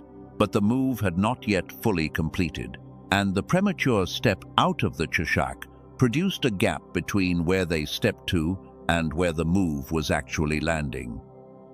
The false summit does not mean the move is not real. It means the timing was slightly ahead of the completion, and the way to navigate the false summit when it happens is not to return to the full pressing mode of the test season. It is simply to return to the chashak, to acknowledge that the arrival is very close, that the sensing was accurate, that the move is real, and to hold the posture for the additional time that the completion requires. The chosen one who experiences a false summit and interprets it as evidence that the move was not real will sometimes abandon the chashak just at the moment when it is about to produce what it was designed to produce. The one who experiences it and recognizes it as a proximity signal rather than a failure signal will hold the posture a little longer and will receive the full arrival that the false summit was announcing. The anatomy of timing in a divine move is more complex than most chosen ones realize in advance. The timing of a divine move is not a single event, it is a sequence. A sequence in which different components of the move complete at different rates. The interior component typically completes first. The relational component follows. The visible component completes last. And the sequence matters because attempting to move into the full expression of the new season based on the completion of the interior component alone, before the relational and visible components have completed, produces a misalignment between where the person is positioned and where the full arrival is landing. The specific gift of the chashak season is that it creates the conditions for all three components of the move to complete before the step into the full expression is taken. The chosen one who maintains the chashak through the completion of the interior component and the relational component will step into the visible component at the moment when all three are landing together. And the simultaneous landing of all three, the speechlessness, the recognition, the aligned arrival, is the fullest form of the divine move. It is worth the additional time of the chashak. There is something else I want to say about ordinary activities during the chashak season, because many chosen ones misunderstand the chashak as requiring the suspension of normal life, the cessation of ordinary activity, the adoption of a contemplative mode that separates them from the daily flow of their responsibilities and relationships. But this is not what chashak requires. The most sophisticated practitioners of interior stillness in the ancient world were not people who withdrew from ordinary life. They were people who carried the depth of the stillness into the full engagement of ordinary life. The chashak is not a withdrawal from ordinary activity. It is a quality of interior orientation that is maintained within ordinary activity. The chosen one in the chashak season continues their work, their relationships, their responsibilities. They continue to respond to what life requires of them, but they do so with a depth underneath the activity that is not consumed by it. A depth that remains oriented toward what is approaching. A depth that continues to practice the signal recognition even while the hands are engaged in the ordinary. That is the most sophisticated form of the chashak. And it is the form that the new season will continue to require even after the arrival. Because the new season does not end the need for interior stillness. It changes what the stillness is oriented toward. The five senses of a chosen one in the chashak season often begin to function differently, not in a way that is dramatic or immediately obvious. Subtly, the hearing becomes more attuned to things that had previously blended into the background. A conversation that would have passed unnoticed before suddenly carries a phrase that lands with disproportionate weight, not because the phrase is objectively significant, but because the interior is calibrated to receive what belongs to the new season. The seeing becomes more attentive to patterns and connections. The movement from one context to another begins to produce the sense of a through line that was not visible before. The sense of smell and physical texture becomes more present, as if the body is coming back online from the vigilance mode of the test season and beginning to receive the fuller sensory experience of the arriving season. These are small things, but they are signs. And chosen ones, who have been in this season, report them consistently. The relational landscape also begins to shift in specific ways during the Chashak season. Specifically, the chosen one begins to have conversations with unexpected depth. Conversations that go to places that neither person planned to go to, and that carry in them a quality of revelation, not theological revelation necessarily, but the revelation of connection and recognition and shared direction. These conversations are often brief. They may happen with people who are not regular conversational partners, but they carry a signal. They belong to the relational layer of the divine move, beginning to seed itself in the territory of the ordinary life. Pay attention to the quality of conversations in this season, not the content necessarily. The quality, the ones that produce a disproportionate sense of recognition or clarity or direction in the moment after they end. Those are signals. And the people those conversations happen with are potential components of the relational layer of the move. Not every one of them will be structurally significant to the new season, but some will. And the chosen one who is practicing the signal recognition in the Chashak season will have developed enough interior sensitivity to recognize which ones to follow and which ones were simply pleasant encounters with no further significance. What Chashak protects the move from specifically is worth naming directly, because the protection that the Chashak provides is not passive, it is active. The deliberate practice of interior stillness in the threshold season creates a specific kind of protection for the new season that no amount of external preparation or strategic planning can provide. The Chashak protects the move from premature narrowing. When a chosen one steps into the new season before it has fully arrived, they inevitably step into a partial form of it. They step into the portion that was visible at the moment they stepped, and they begin to build their expression of the new season around that partial form.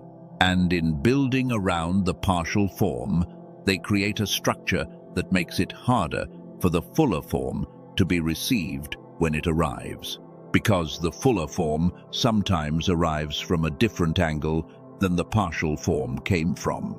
And the structure that was built around the partial form may be positioned in a way that blocks the reception of the fuller arrival. The Chashak also protects the relationships of the new season from being activated at the wrong moment. Relationships that are meant to be structurally significant in the new season require a specific quality of introduction, a specific timing of connection that allows the full depth of what the relationship carries to be available from the beginning.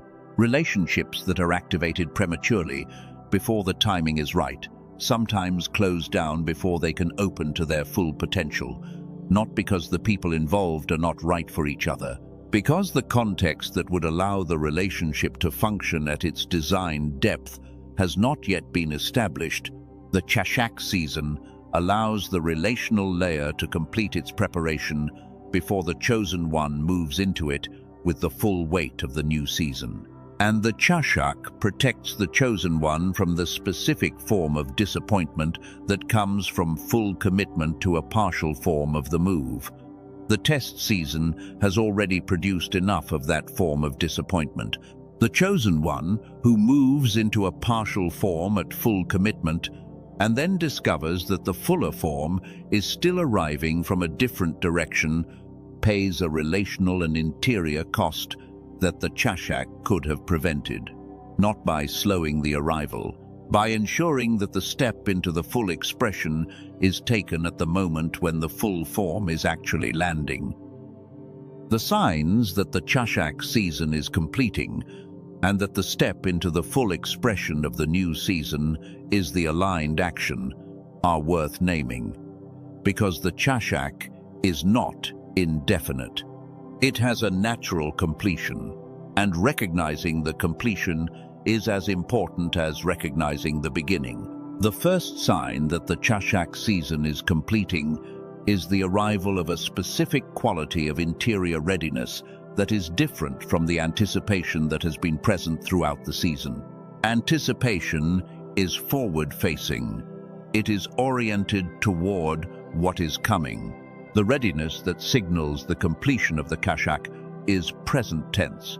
It is the sense of being already in what was coming, even before the visible confirmation is complete. A quality of arrival that is interior before it is exterior. The second sign is the simultaneous arrival of clarity in multiple areas that had been separately unclear.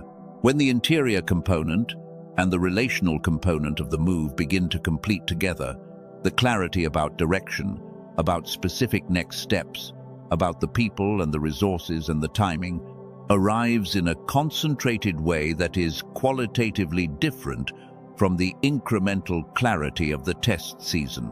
It comes in a cluster rather than in a sequence. And the cluster is itself a signal that the three components of the move are converging.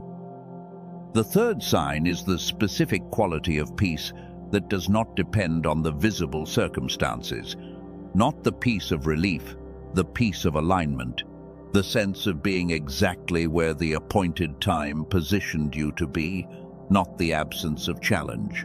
The presence of rightness, the specific quality of belonging to this moment that only comes when the interior formation, the relational positioning, and the visible opening are all landing in the same place at the same time.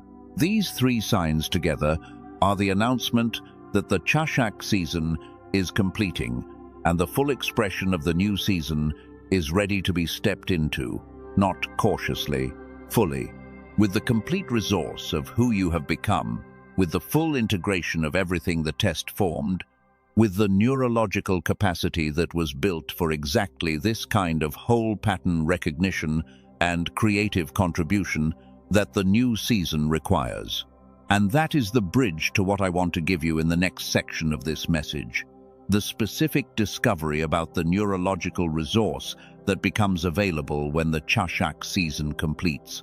The discovery that illuminates, from the inside of a neuroscience laboratory, what is actually happening in the brain of a chosen one who is making this exact transition, not as an addition to what the spirit knows, as a confirmation of what the spirit has always known, expressed in the language of the researchers who were not looking for a spiritual answer but found one anyway.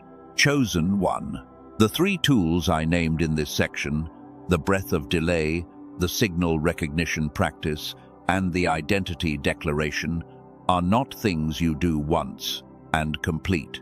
They are the daily practice of the Kashak season, and the Kashak season has a specific length.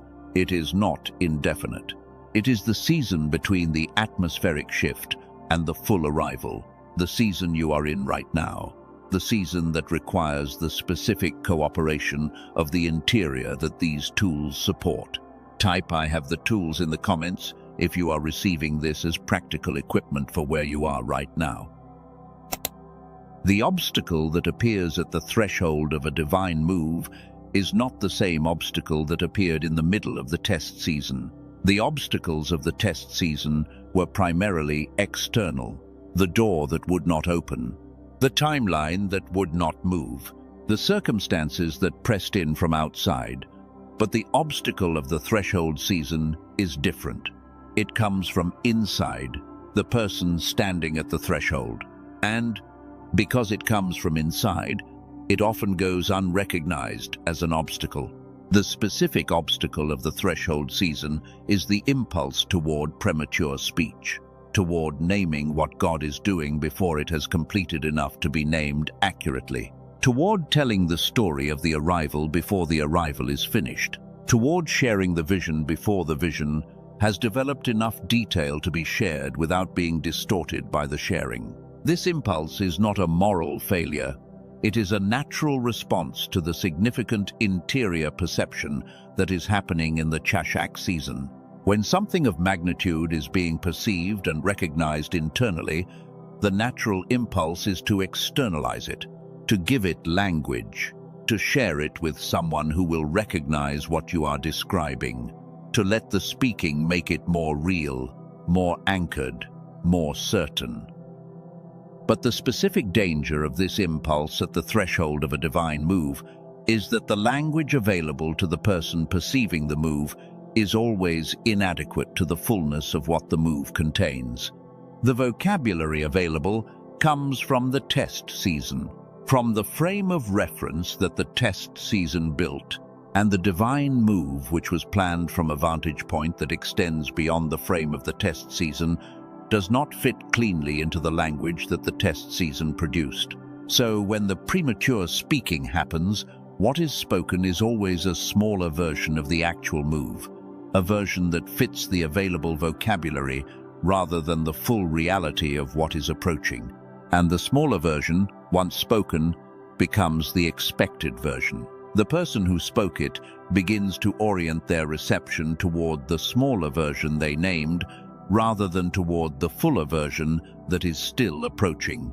And the fuller version, when it arrives from a direction or in a form that the smaller version did not anticipate, may go unrecognized, or may be partially received, or may be misinterpreted as something other than the fulfillment of what was promised, because it does not match the smaller version that was prematurely spoken. This is the specific thing the thumbnail of this message is protecting against. Shut your mouth and watch, not as a general instruction to silence, as a specific protection against the narrowing of the receiving frame that premature speech produces. The mouth is being asked to shut not because the move is not real, but because the language available to describe it is not yet adequate to its fullness. And letting the fullness arrive before speaking it allows the testimony to be shaped by the full reality rather than by the partial perception. There is a second dimension of the obstacle of premature speech that is more subtle and more difficult to recognize. It is the dimension that involves speaking to the wrong people at the wrong time. Not speaking prematurely in the sense of speaking before the move is complete. Speaking to people who are not positioned to receive what you are carrying in this season with the quality of recognition and understanding that what you are carrying deserves. In the test season, most chosen ones have learned, usually through painful experience, that not everyone in their relational world is equipped to receive the specific content of the interior life of the test. The things that are real and significant in the test season, the specific quality of the encounter with the divine in the pressing, the specific texture of the formation, the specific nature of the things believed for in the absence of visible confirmation, these things are not universally received with the recognition they deserve. Some people simply do not have the framework to receive them, and speaking what is real and significant to people who lack the framework to receive it produces a specific kind of damage to the interior, the damage of having what is most valuable treated as less than it is.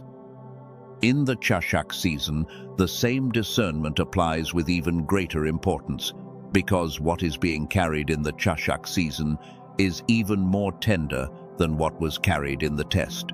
The Chashak season carries the first fruits of the perception of the divine move, the first interior recognition of what is approaching, the first opening of the things that were packed away. These things are tender. They have not yet developed the external confirmation that makes them robust enough to survive the friction of premature sharing with people who are not positioned to receive them. The discernment of who to share the Chashak experience with is part of the Chashak itself. The chosen one who brings the interior perceptions of the threshold season into the wrong relational context will sometimes find that what was alive and real in the interior before the speaking has diminished after it. Not because the move became less real, but because the specific form of sharing that happened introduced into the interior a frequency of doubt or reduction or misunderstanding that disrupted the clarity of the reception. There is a second Hebrew word I want to bring into this message alongside Chashak. The word is dabar. It is typically translated as word or to speak. But in the ancient context, Dabar carried a weight that the modern concept of speech does not fully convey. In the ancient understanding, a spoken word was not just the expression of an idea, it was a carrier of creative force. When something was spoken, something was released, and what was released had a trajectory that was difficult to retract once it was in motion. The ancient understanding of Dabar is the foundation of the wisdom behind shutting the mouth at the threshold of a divine move, because what is spoken about the move before it is fully arrived creates a trajectory for the receiving that may or may not align with the trajectory of the actual arrival. And the two trajectories, the spoken one and the arriving one, interact in the interior of the person who spoke. If they are aligned, the speaking confirms the arrival and strengthens the reception. If they are misaligned, the speaking creates a competing trajectory that the arrival has to work around. This is why the ancient practitioners of the interior life developed very specific disciplines around the Dabar in seasons of significant transition. They learned that holding the perception in the interior without giving it premature language allowed it to develop fully before being expressed, allowed the arriving reality to shape the language rather than the available language shaping the arriving reality. This discipline is not the suppression of the gift of speech. It is the honoring of the gift by ensuring that what is spoken is adequate to the fullness of what is real. I want to take you through something specific now, not just tell you something, do something with you. An experience that is designed to engage the interior of the person in the Chashak season at a level that instruction alone cannot reach. Find a position of relative stillness. Not complete physical stillness necessarily. Just enough stillness that your attention can move from the exterior to the interior. Take a breath that is slightly slower than your normal breath, and with that breath, begin to bring your awareness into the interior landscape. In the interior landscape, there is a place where the things that you have been perceiving about the divine move are held. Not the thoughts you have had about it. The direct perceptions, the things that arrived without analysis. The things you have sensed without fully knowing what you sensed. The atmospheric signals. The stirring of what was packed away.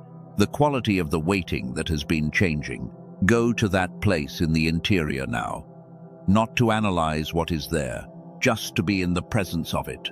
And in the presence of it, notice what the dominant quality is, not what the thoughts say about it, what the quality itself is. Is it a quality of proximity, of approach, of something coming toward you rather than requiring you to press toward it? Is it a quality of openness, of something that has been compressed beginning to expand? Is it a quality of recognition, of something beginning to be seen clearly that was obscured before? Whatever the quality is, let it be present without commentary, without the analytical mind running its assessment of what the quality means or whether it is trustworthy or how long it will last. Just let the quality be what it is, and while it is present, notice whether there is something that the interior knows that the analytical mind has not yet been given permission to fully receive. Something that has been arriving but that the caution of the test season has been holding at a distance. Something that, if you allowed yourself to fully receive it, would require a quality of yes that the test season trained you to withhold. If that thing is present, let it be present now. Not in the future, not after one more confirmation, now. In this specific moment of interior stillness. Let the perception of what is approaching be received at the depth it was meant to reach. Let the Chashak be not just a holding but a full opening, a full openness to what was prepared. And take a breath. Let the breath be the physical confirmation of the interior yes. Not the breath of relief, the breath of alignment. The breath of someone who is exactly where the appointed time positioned them to be and who knows it. The experience I just took you through is not a one-time exercise. It is the core practice of the Chashak season. And what it does in the interior over time is develop the specific quality of receptivity that receives the full form of the divine move rather than the partial form. The quality of being available to what is arriving without the armor of either analysis or performance. Of letting the interior be a landing place for what was prepared rather than a battleground between what is arriving and what the mind has already decided about it. There is a specific thing that happens in the interior of a chosen one who practices this kind of engagement daily during the Chashak season. The boundary between what is known through analysis and what is known through perception begins to soften. The distinction between what the rational mind can verify and what the spirit perceives directly becomes less rigid. Not because the rational mind becomes less important, because the perceptual faculty, the one that receives signals from a source that is not the analytical process, begins to develop in ways that make its contribution to the knowing more consistent and more trustworthy. This development of the perceptual faculty is one of the most significant interior outcomes of the Chashak season. Because the new season does not primarily require the analytical capacity that the test season developed. It requires the creative, perceptual, whole pattern recognizing capacity that the Chashak season is cultivating. The capacity to see what belongs together before the analysis of why it belongs together is complete. The capacity to know what the next step is before the full logical justification for it has been assembled. The capacity to navigate by the interior compass rather than by the external map. Let me speak to what the daily life of the Chashak season actually looks like for a chosen one who is fully engaged in it, because I want to be practical. I want to give you a picture of what this season looks like from the inside of someone who is navigating it well. Not a picture of someone who has achieved some advanced level of spiritual development that puts the practice beyond reach. A picture of an ordinary chosen one, with ordinary daily responsibilities and ordinary challenges, who is practicing the Chashak in the ordinary texture of their life. In the morning, they practice the daily recognition. 3 things in the past 24 hours that belong to the pattern of the move rather than the pattern of the test. Some days the 3 things are obvious. Other days they require a more deliberate looking. But the practice of looking on the days when it requires effort is itself the development of the faculty that the new season requires. The faculty of finding the signal in the noise, of recognizing what is real and significant in the flow of what is merely ordinary. In the middle of the day, they practice the depth check, the 30-second pause in the middle of whatever is happening to ask, where is my depth right now? Is it oriented? Is it in Chashak? Or has it been pulled up into the surface activity? And if it has been pulled up, the simple, deliberate return to the depth, not a lengthy process, not a disruption of the ordinary activity. A brief interior conversation between the self that is engaged in the surface activity and the depth that is designed to remain oriented toward what is approaching, regardless of what the surface is doing. In the evening, they practice what I would call the Darbar discipline, the deliberate choice about what is spoken about the interior experience of the day and to whom it is spoken. Not silence as a general rule, but the specific discernment about which interior perceptions are ready to be externalized and which are still developing and need the protection of interior holding. This is a practice that develops over time. In the early days of the Chashak season, the discernment may be imperfect. Some things will be spoken that would have been better held. Some things will be held that would have benefited from being shared. But the practice of the discernment itself, even when imperfect, is the development of the faculty that the new season requires for the proper stewardship of the assignment. There is something I want to name about the difficulty of this season that is rarely acknowledged. The Chashak season despite being the threshold of everything that was prepared and everything that was waited for, is not a comfortable season. It is not a joyful season in the uncomplicated sense. It is a season of significant interior tension. The tension between the proximity of what was prepared and the incompletion of the visible confirmation. The tension between the expanded perception of what is arriving and the sustained reality of circumstances that have not yet reflected the arrival. The tension between the impulse to speak and the discipline of the holding. That tension is not evidence that something is wrong with the chashak. The tension is inherent to the threshold position. And it is the specific quality of the tension that makes the chashak season both a test in its own right and a preparation for what the new season will require. Because the new season will include seasons of its own tension, moments when the interior compass points in a direction that the visible circumstances are not yet confirming, moments when the perception needs to be held before it is expressed, moments when the available language is not yet adequate to the full reality. The chosen one who has been formed by the chashak season, who has developed the capacity to hold interior tension without being destabilized by it, who has practiced the discernment between premature speech and aligned expression, who has cultivated the depth that remains oriented regardless of what the surface is doing, that person is equipped for the specific tensions of the new season in a way that the test season alone could not have produced. The chashak season is not a waiting room before the new season begins. It is the final stage of the preparation that the new season requires. I want to speak to the specific category of chosen ones who are in this message and who are carrying a specific form of the chashak tension.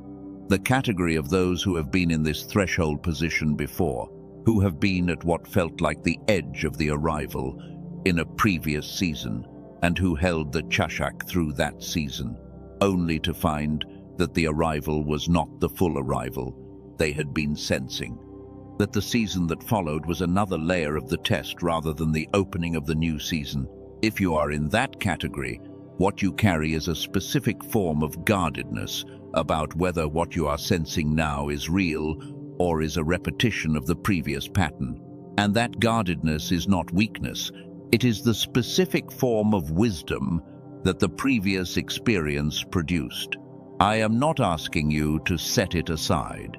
I am asking you to hold it alongside the specific discernment that distinguishes a false summit from the actual arrival. The distinguishing quality is this: a false summit produces the same atmospheric signals as the actual arrival, the same proximity sensation, the same stirring of the packed things, the same shift in the quality of the waiting. What distinguishes the actual arrival from the false summit is the quality of what happens in the interior when the chashak is maintained through the uncertainty. A false summit, when the chashak is maintained rather than abandoned in the face of doubt, eventually clarifies as not yet. The sensation of proximity remains, but does not deepen into the quality of readiness that I described earlier. The interior does not move from the anticipation posture to the arrival posture. The actual arrival, when the chashak is maintained through the uncertainty, deepens rather than resolves into not yet. It moves from proximity to arrival, from anticipation to presence. The quality of the interior perception shifts from orientation toward what is coming to recognition of what is here, and that shift from orientation to recognition is the specific interior announcement of the actual arrival rather than the false summit. You have the capacity to make that discernment. The test season developed it. The previous experiences of the false summit are not wasted. They are the specific training that makes the recognition of the actual arrival possible, because you now know what a false summit feels like from the inside. And the chosen one who knows what the false summit feels like is the one who is most capable of recognizing when what they are experiencing is not a false summit. There is something that God is doing in this specific moment of the message that I want to name directly, because I believe there are chosen ones reading these words who have been holding a specific prayer for a specific thing for a specific length of time, who have carried the dabar of their petition in the interior for so long that it has become almost indistinguishable from the fabric of who they are, who have held the interior compass pointed toward a destination so consistently that the pointing has become the posture rather than the anticipation. To those specific chosen ones, in this specific moment, I want to say this. The length of the holding is not evidence of a problem with the destination. It is evidence of a specific depth of formation that the destination requires. The longer the holding, the deeper the root. And the deeper the root, the larger the tree that the new season will grow. What you have been holding has not been wasting your interior. It has been building the foundation for something that the length of the waiting alone is capable of supporting. And the Chashak season is the season in which the foundation receives the arrival of what it was built to hold. The breath of delay, the signal recognition, the identity declaration, the depth check, the dabar discipline. These are your tools for the specific terrain between the atmospheric shift and the full arrival. Use them, not as religious obligations, as practical equipment for the specific work of this specific season, the work of receiving the full form of what was prepared without losing any of it to premature action or premature speech. Chosen one, something shifted in the interior moment I took you through earlier in this section. Something opened that the pressing season kept closed. Whatever that was, let it remain open. Let it be the beginning of the full reception of what is arriving. And watch for what comes in the next section of this message, because what I am about to show you connects the interior experience you just had with a documented neurological reality that will make it impossible to dismiss what you are receiving as merely subjective or merely emotional. I want to give you a specific image for the spiritual dynamic that is happening right now, one that captures something important about the relationship between the Chashak and the expression that follows it. Think of a river that has been flowing underground. Underground rivers are real. They carry significant volumes of water. They move with purpose. They have a destination. But they are not visible from the surface.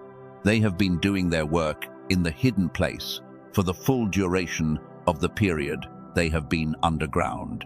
And when they reach the specific geological moment where the conditions are right, they emerge, not as a trickle, as a full expression of everything that was moving in the hidden place, with the force of all that underground movement expressed suddenly and fully in the visible. The test season was the underground portion of the river of your life. The movement was real. The force was real. The destination was always ahead. But the visible expression was underground, hidden, requiring the faith of someone who knows rivers move underground and who trusts that the conditions for emergence are being prepared even when the surface shows no evidence. The Chashak season is the moment just before the emergence, the moment when the underground river is approaching the surface. The geological conditions are completing their preparation. The emergence is imminent.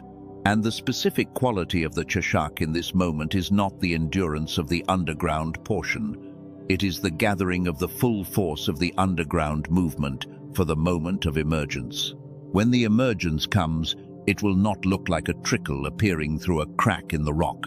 It will look like a spring appearing in a place that was dry, with the full force of everything that was moving underground being expressed in the visible. That is the speechlessness that is coming. The emergence of a river that has been underground long enough and deep enough that when it surfaces, it does so at full volume, at full force, with everything that was prepared in the hidden place arriving in the visible all at once. You are in the moments before the emergence. The Chashak is the gathering of the full underground force for the moment of surface expression.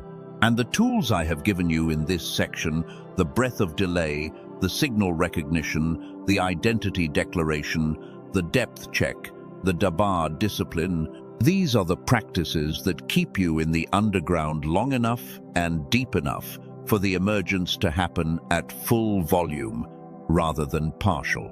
There is one more dimension of the Dabar discipline that I want to address before we move into the next section. The dimension of spoken prayer specifically.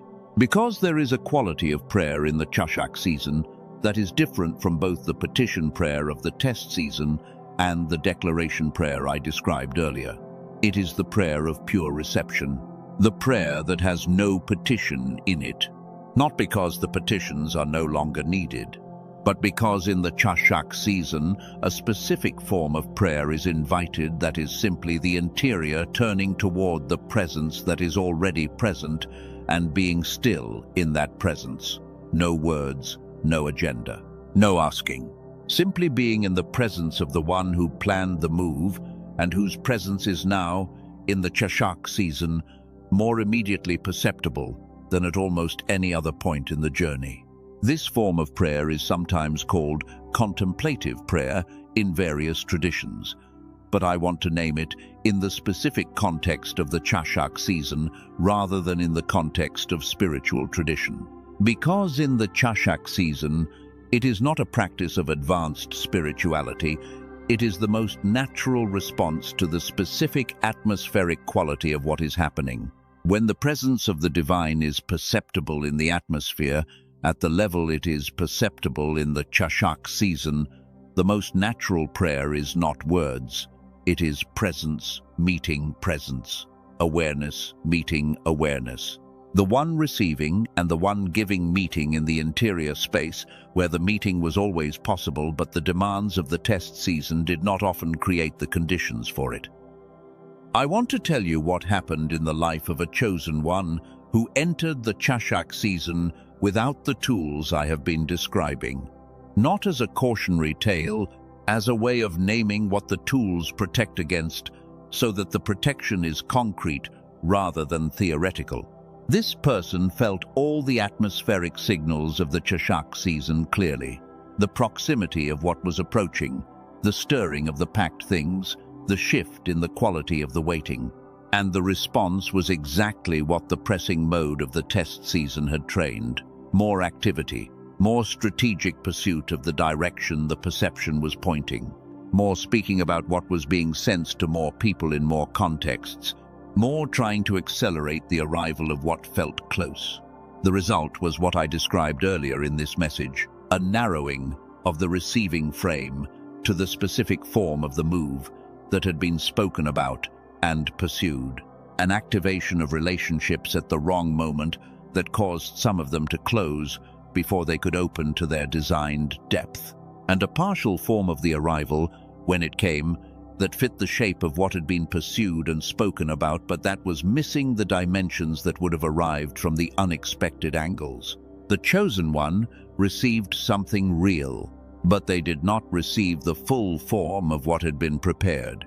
And the difference between what they received and the full form was the cost of the premature movement out of the Chashak. They are in a new Chashak season now, with the specific knowledge that comes from having seen the cost of what happens without the tools. And they told me recently that the second Chashak season is a different interior experience than the first was, not because the proximity of what is approaching is less intense, but because the depth has increased from the learning of the first Chashak. The capacity to hold has grown from the experience of having held and released too early and paid the cost. And the tools, the practices, the disciplines that they now carry into the second Chashak are not theoretical equipment. They are embodied learning. The specific knowledge of what the threshold season requires, earned through the experience of a threshold season that was not navigated with full alignment. Their testimony is not one of failure.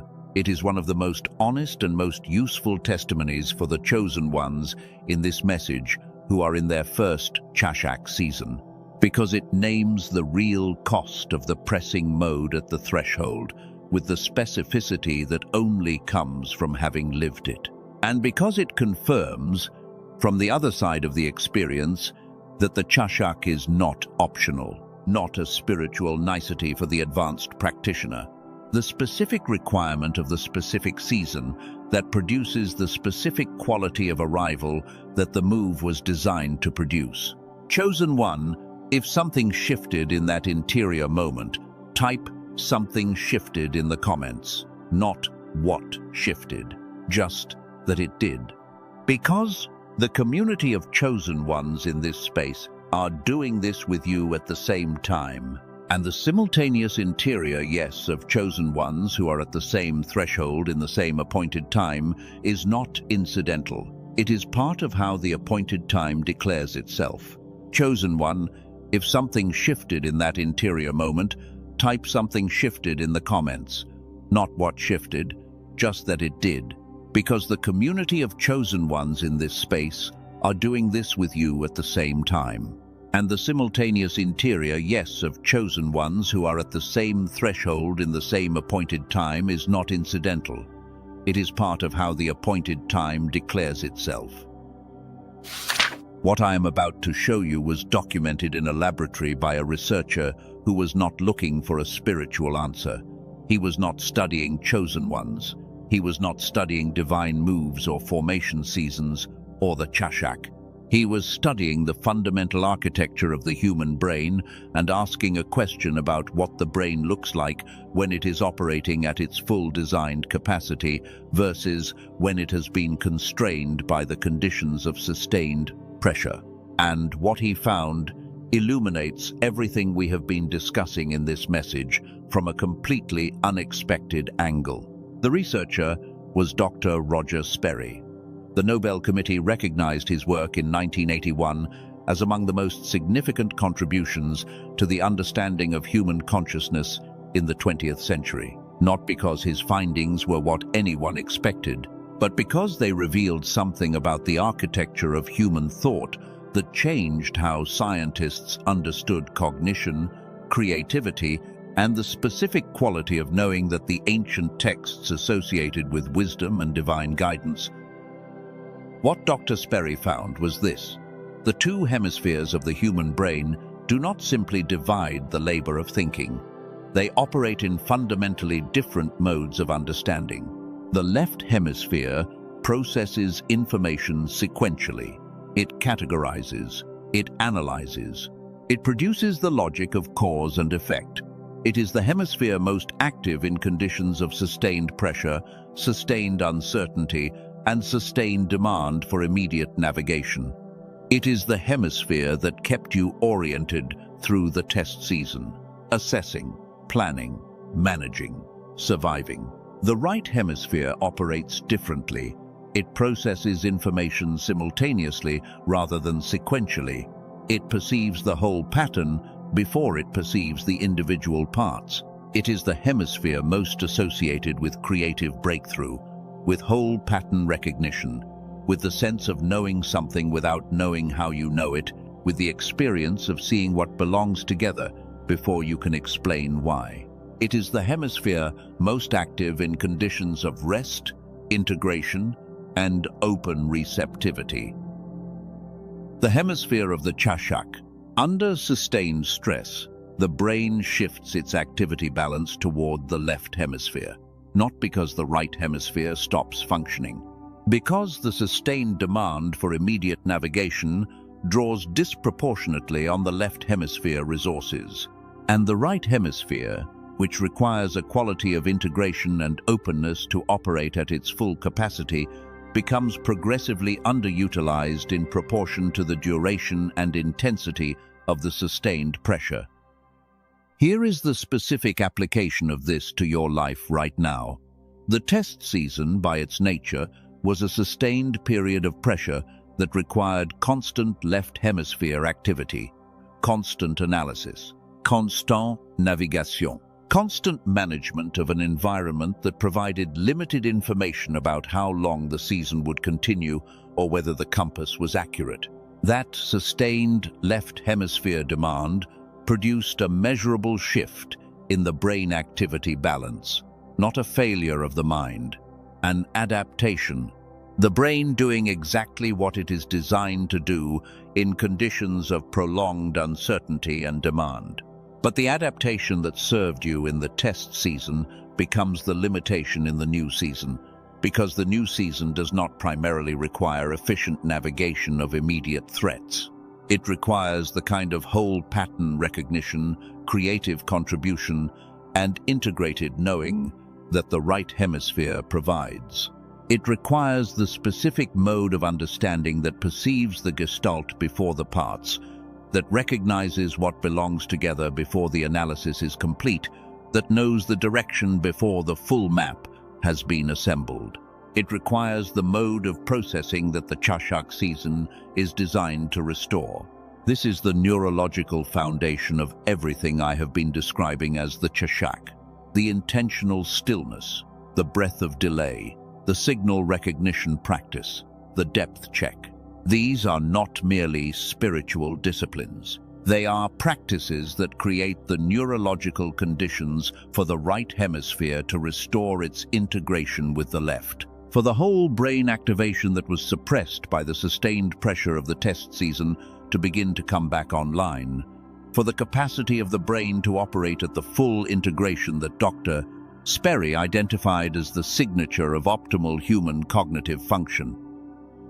A New York neurologist named Dr. Daniel Barone has spent years building on the foundation of Dr. Sperry Nobel Prize research, specifically focused on the question of how to restore hemispheric integration in adults whose brain activity balance has been shifted toward left hemisphere dominance by extended periods of sustained stress and pressure.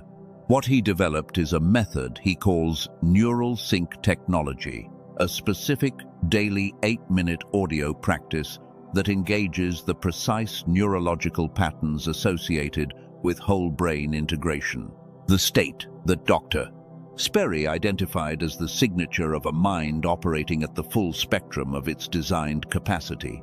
He calls the experience that this practice produces whole brain activation, not a metaphor. A specific, documented state of neurological integration in which the left and right hemispheres are working together with a level of coherence that produces not just sharper thinking, but a fundamentally different quality of knowing. The quality where the analytical mind and the pattern recognition mind are collaborating rather than competing, where the plan and the insight arrive together, where the discipline of the left hemisphere and the creativity of the right are not in tension, but in harmony. Dr. Barone discovered something in his early research that is directly connected to the Chashak season. He found that the state of whole brain activation produces a specific effect on what he calls the genius switch, the specific neurological capacity for integrated insight, the capacity for the kind of knowing that the ancient texts associated with wisdom and divine counsel, the capacity to perceive what the test season has been suppressing in the chosen ones who received this message. In the test season, the genius switch was running at significantly reduced capacity, not because the chosen ones became less capable, because the sustained stress required the brain to redirect resources toward immediate navigation. The restoration of the genius switch is not a distant prospect. It is available now, in the early days of the new season, through a specific practice that takes 8 minutes a day and that addresses the exact neurological pattern that the sustained pressure of the test season created. Not through years of recovery, not through additional seasons of pressing, through a targeted, intentional engagement with the specific brain state that integration requires. A woman from San Diego had been through what she described as a 1.5 years of her most demanding professional season. The kind of sustained high-pressure navigation that left her, at the end of it, With all the right external circumstances for the new season but unable to access the interior clarity she needed to fully inhabit them. She described herself as someone who could see the destination but could not find the road. She had all the information. She could not access the integration that would allow the information to produce clear direction. She began using the Genius Switch, the audio-based whole brain activation system Dr. Barone developed during the threshold season of her transition. Within the first week, something shifted, not the circumstances. The interior. She described the thoughts that had been competing for attention beginning to organize themselves. The clarity about direction, about specific next steps, about what the new season required of her specifically, arriving before the full analysis of why it was correct. The sense of knowing what she knew, without the exhausting demand for verification before each decision, returning in a way she had not experienced in years. A man in Houston had built a business that was positioned exactly where he had been working to position it. The external conditions were right, but he was operating in a mode that he described as strategic without being inspired. He could execute. He could not create. He had the framework, but had lost access to the quality of thinking that would bring the framework to life. After 8 weeks of consistent whole brain activation, the creative dimension returned, not incrementally, in the way that something returns when it was always available but was not being accessed. His team noticed before he fully articulated what had changed. A woman from Manhattan had a pattern that had repeated across multiple generations of her family, a pattern of arriving near the destination but not completing it. She had the spiritual preparation to believe the pattern could break.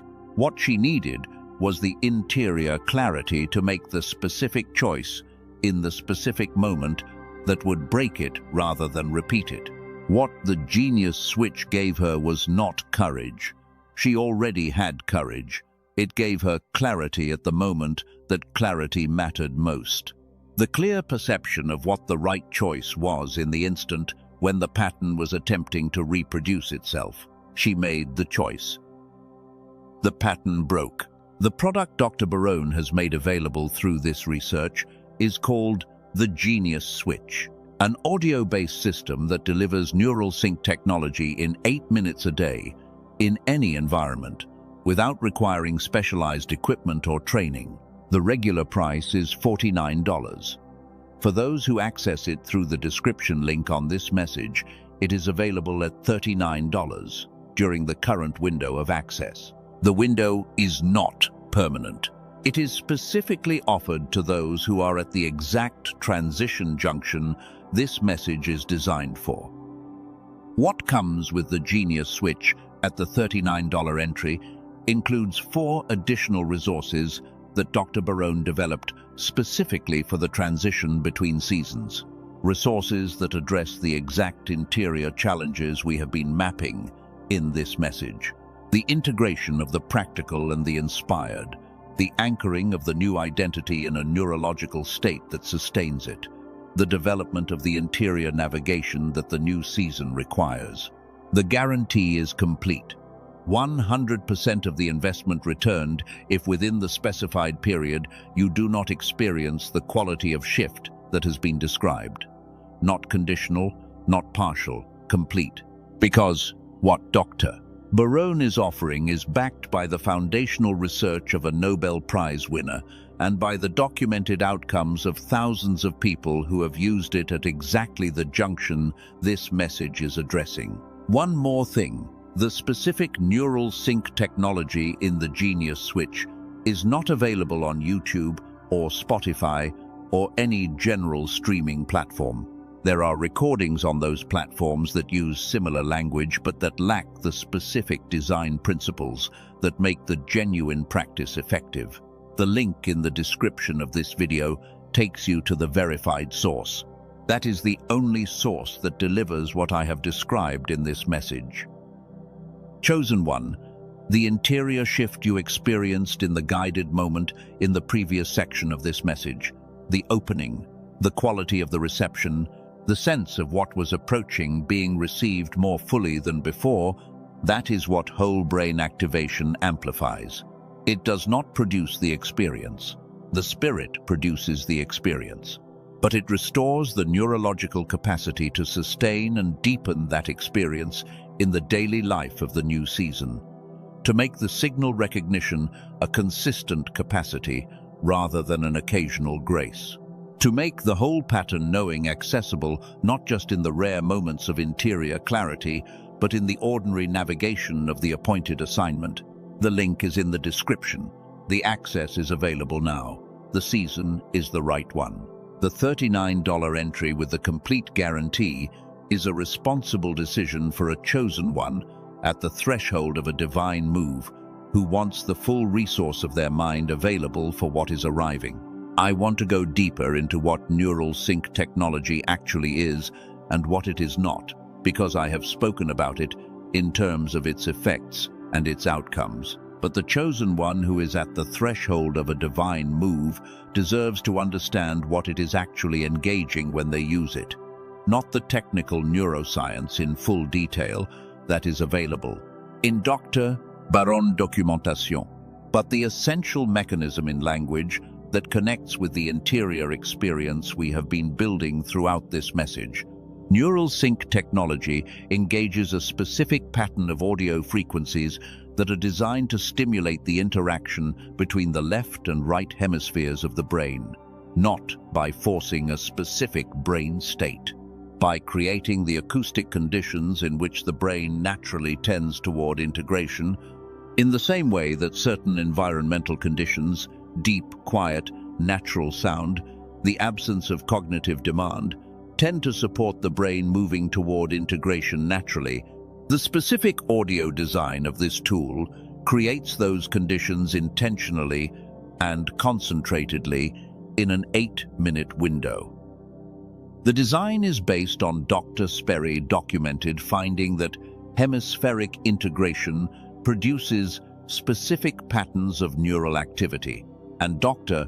Baron has engineered the audio experience to engage those specific patterns directly, not by telling the brain what to do, by creating the specific acoustic environment in which the brain does what it naturally does when the conditions support it, the way light creates the conditions for sight without forcing the eye to see.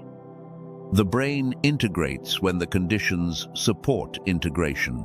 The tool creates those conditions consistently in 8 minutes without requiring the user to understand the mechanism or practice any specific technique. The 8-minute design is not arbitrary. Dr. Baron found in his clinical research that 8 minutes of consistent engagement with the specific audio pattern produces the integration response reliably across a wide range of subjects, including subjects who had been in extended periods of sustained stress, comparable to what the test season produces in chosen ones. The 8 minutes is not the maximum effective dose. It is the minimum consistent dose. The dose that produces the integration response reliably without requiring more time than the average person in a demanding new season has consistently available each day. What happens after the 8 minutes is as important as what happens during it. The integration that is produced in the 8-minute practice does not end when the practice ends. The neurological state that the practice initiates continues to develop over the hours that follow. The brain, having been brought into the integration state, continues to operate from that state for a period after the practice that extends well beyond the 8 minutes. The cumulative effect of consistent daily practice over the first 30 to 90 days is the progressive stabilization of the integration state as the baseline operating mode rather than the exception. This is the neurological meaning of what the chosen ones who have used the tool consistently describe when they say that their thinking changed, that the fog lifted, that the clarity became accessible without demanding it. They are describing the shift from the left hemisphere dominant mode, which was the baseline of the test season, to the integrated mode, which is the baseline that the daily practice establishes in the new season. Not a sudden dramatic change, a progressive stabilization of a different quality of functioning as the default. I want to address directly the objection that is running in the background of some chosen ones who are receiving this message. The objection sounds like this: I have been pressing toward God for the full duration of the test season. I have maintained my faithfulness. I have done the work. Why should I need a tool to access the capacity of my own mind? Is the spiritual formation not sufficient? Should the God who sustained me through the test season not also supply the neurological restoration that the new season requires? The answer to that objection is not either or. The spiritual formation of the test season produced what it was designed to produce: the character, the trust, the purified desire, the depth. All of that is real, and it is sufficient for the spiritual requirements of the new season. What the spiritual formation could not prevent is the neurological adaptation that sustained pressure produces in the brain. Not because the spiritual is insufficient, because the neurological is a separate domain that requires engagement at the neurological level. A person who has been in darkness for a long time needs light to see clearly. That need for light is not evidence that their eyes are spiritually insufficient.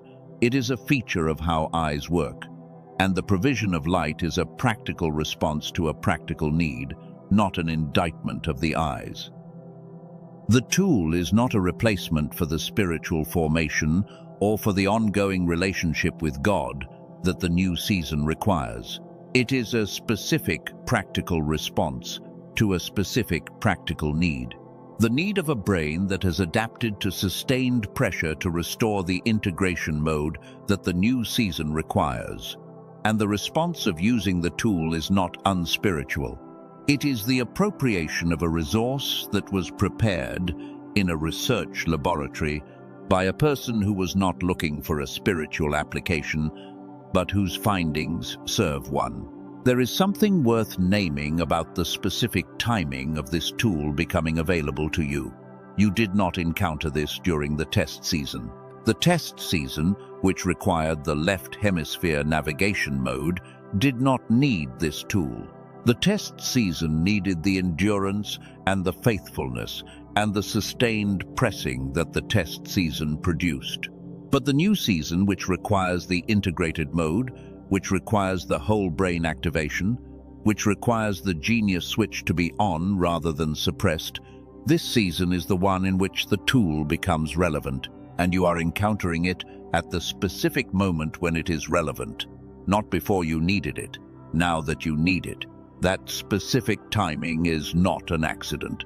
In a message about a divine move that was planned from a vantage point that can see the full timeline, the appearance of the specific resource at the specific moment of need belongs to the architecture of the move itself. The tool is part of what was prepared for this junction, not the whole of it, but part of it. I want to give you the full picture of what comes with the tool so that the decision is fully informed. The core practice is the neural sync audio experience, 8 minutes a day. The design is such that the 8 minutes can be integrated into almost any daily routine. Morning before the demands begin, during a midday break, in the transition between the work of the day and the rest of the evening. There is no specific required time or required environment. The practice works in quiet and in the relative noise of ordinary life. The only requirement is that the audio is received through headphones and that the attention is brought to it without competing demands during the 8 minutes. The 4 additional resources that come with the tool at the current entry point are specifically designed for the transition season.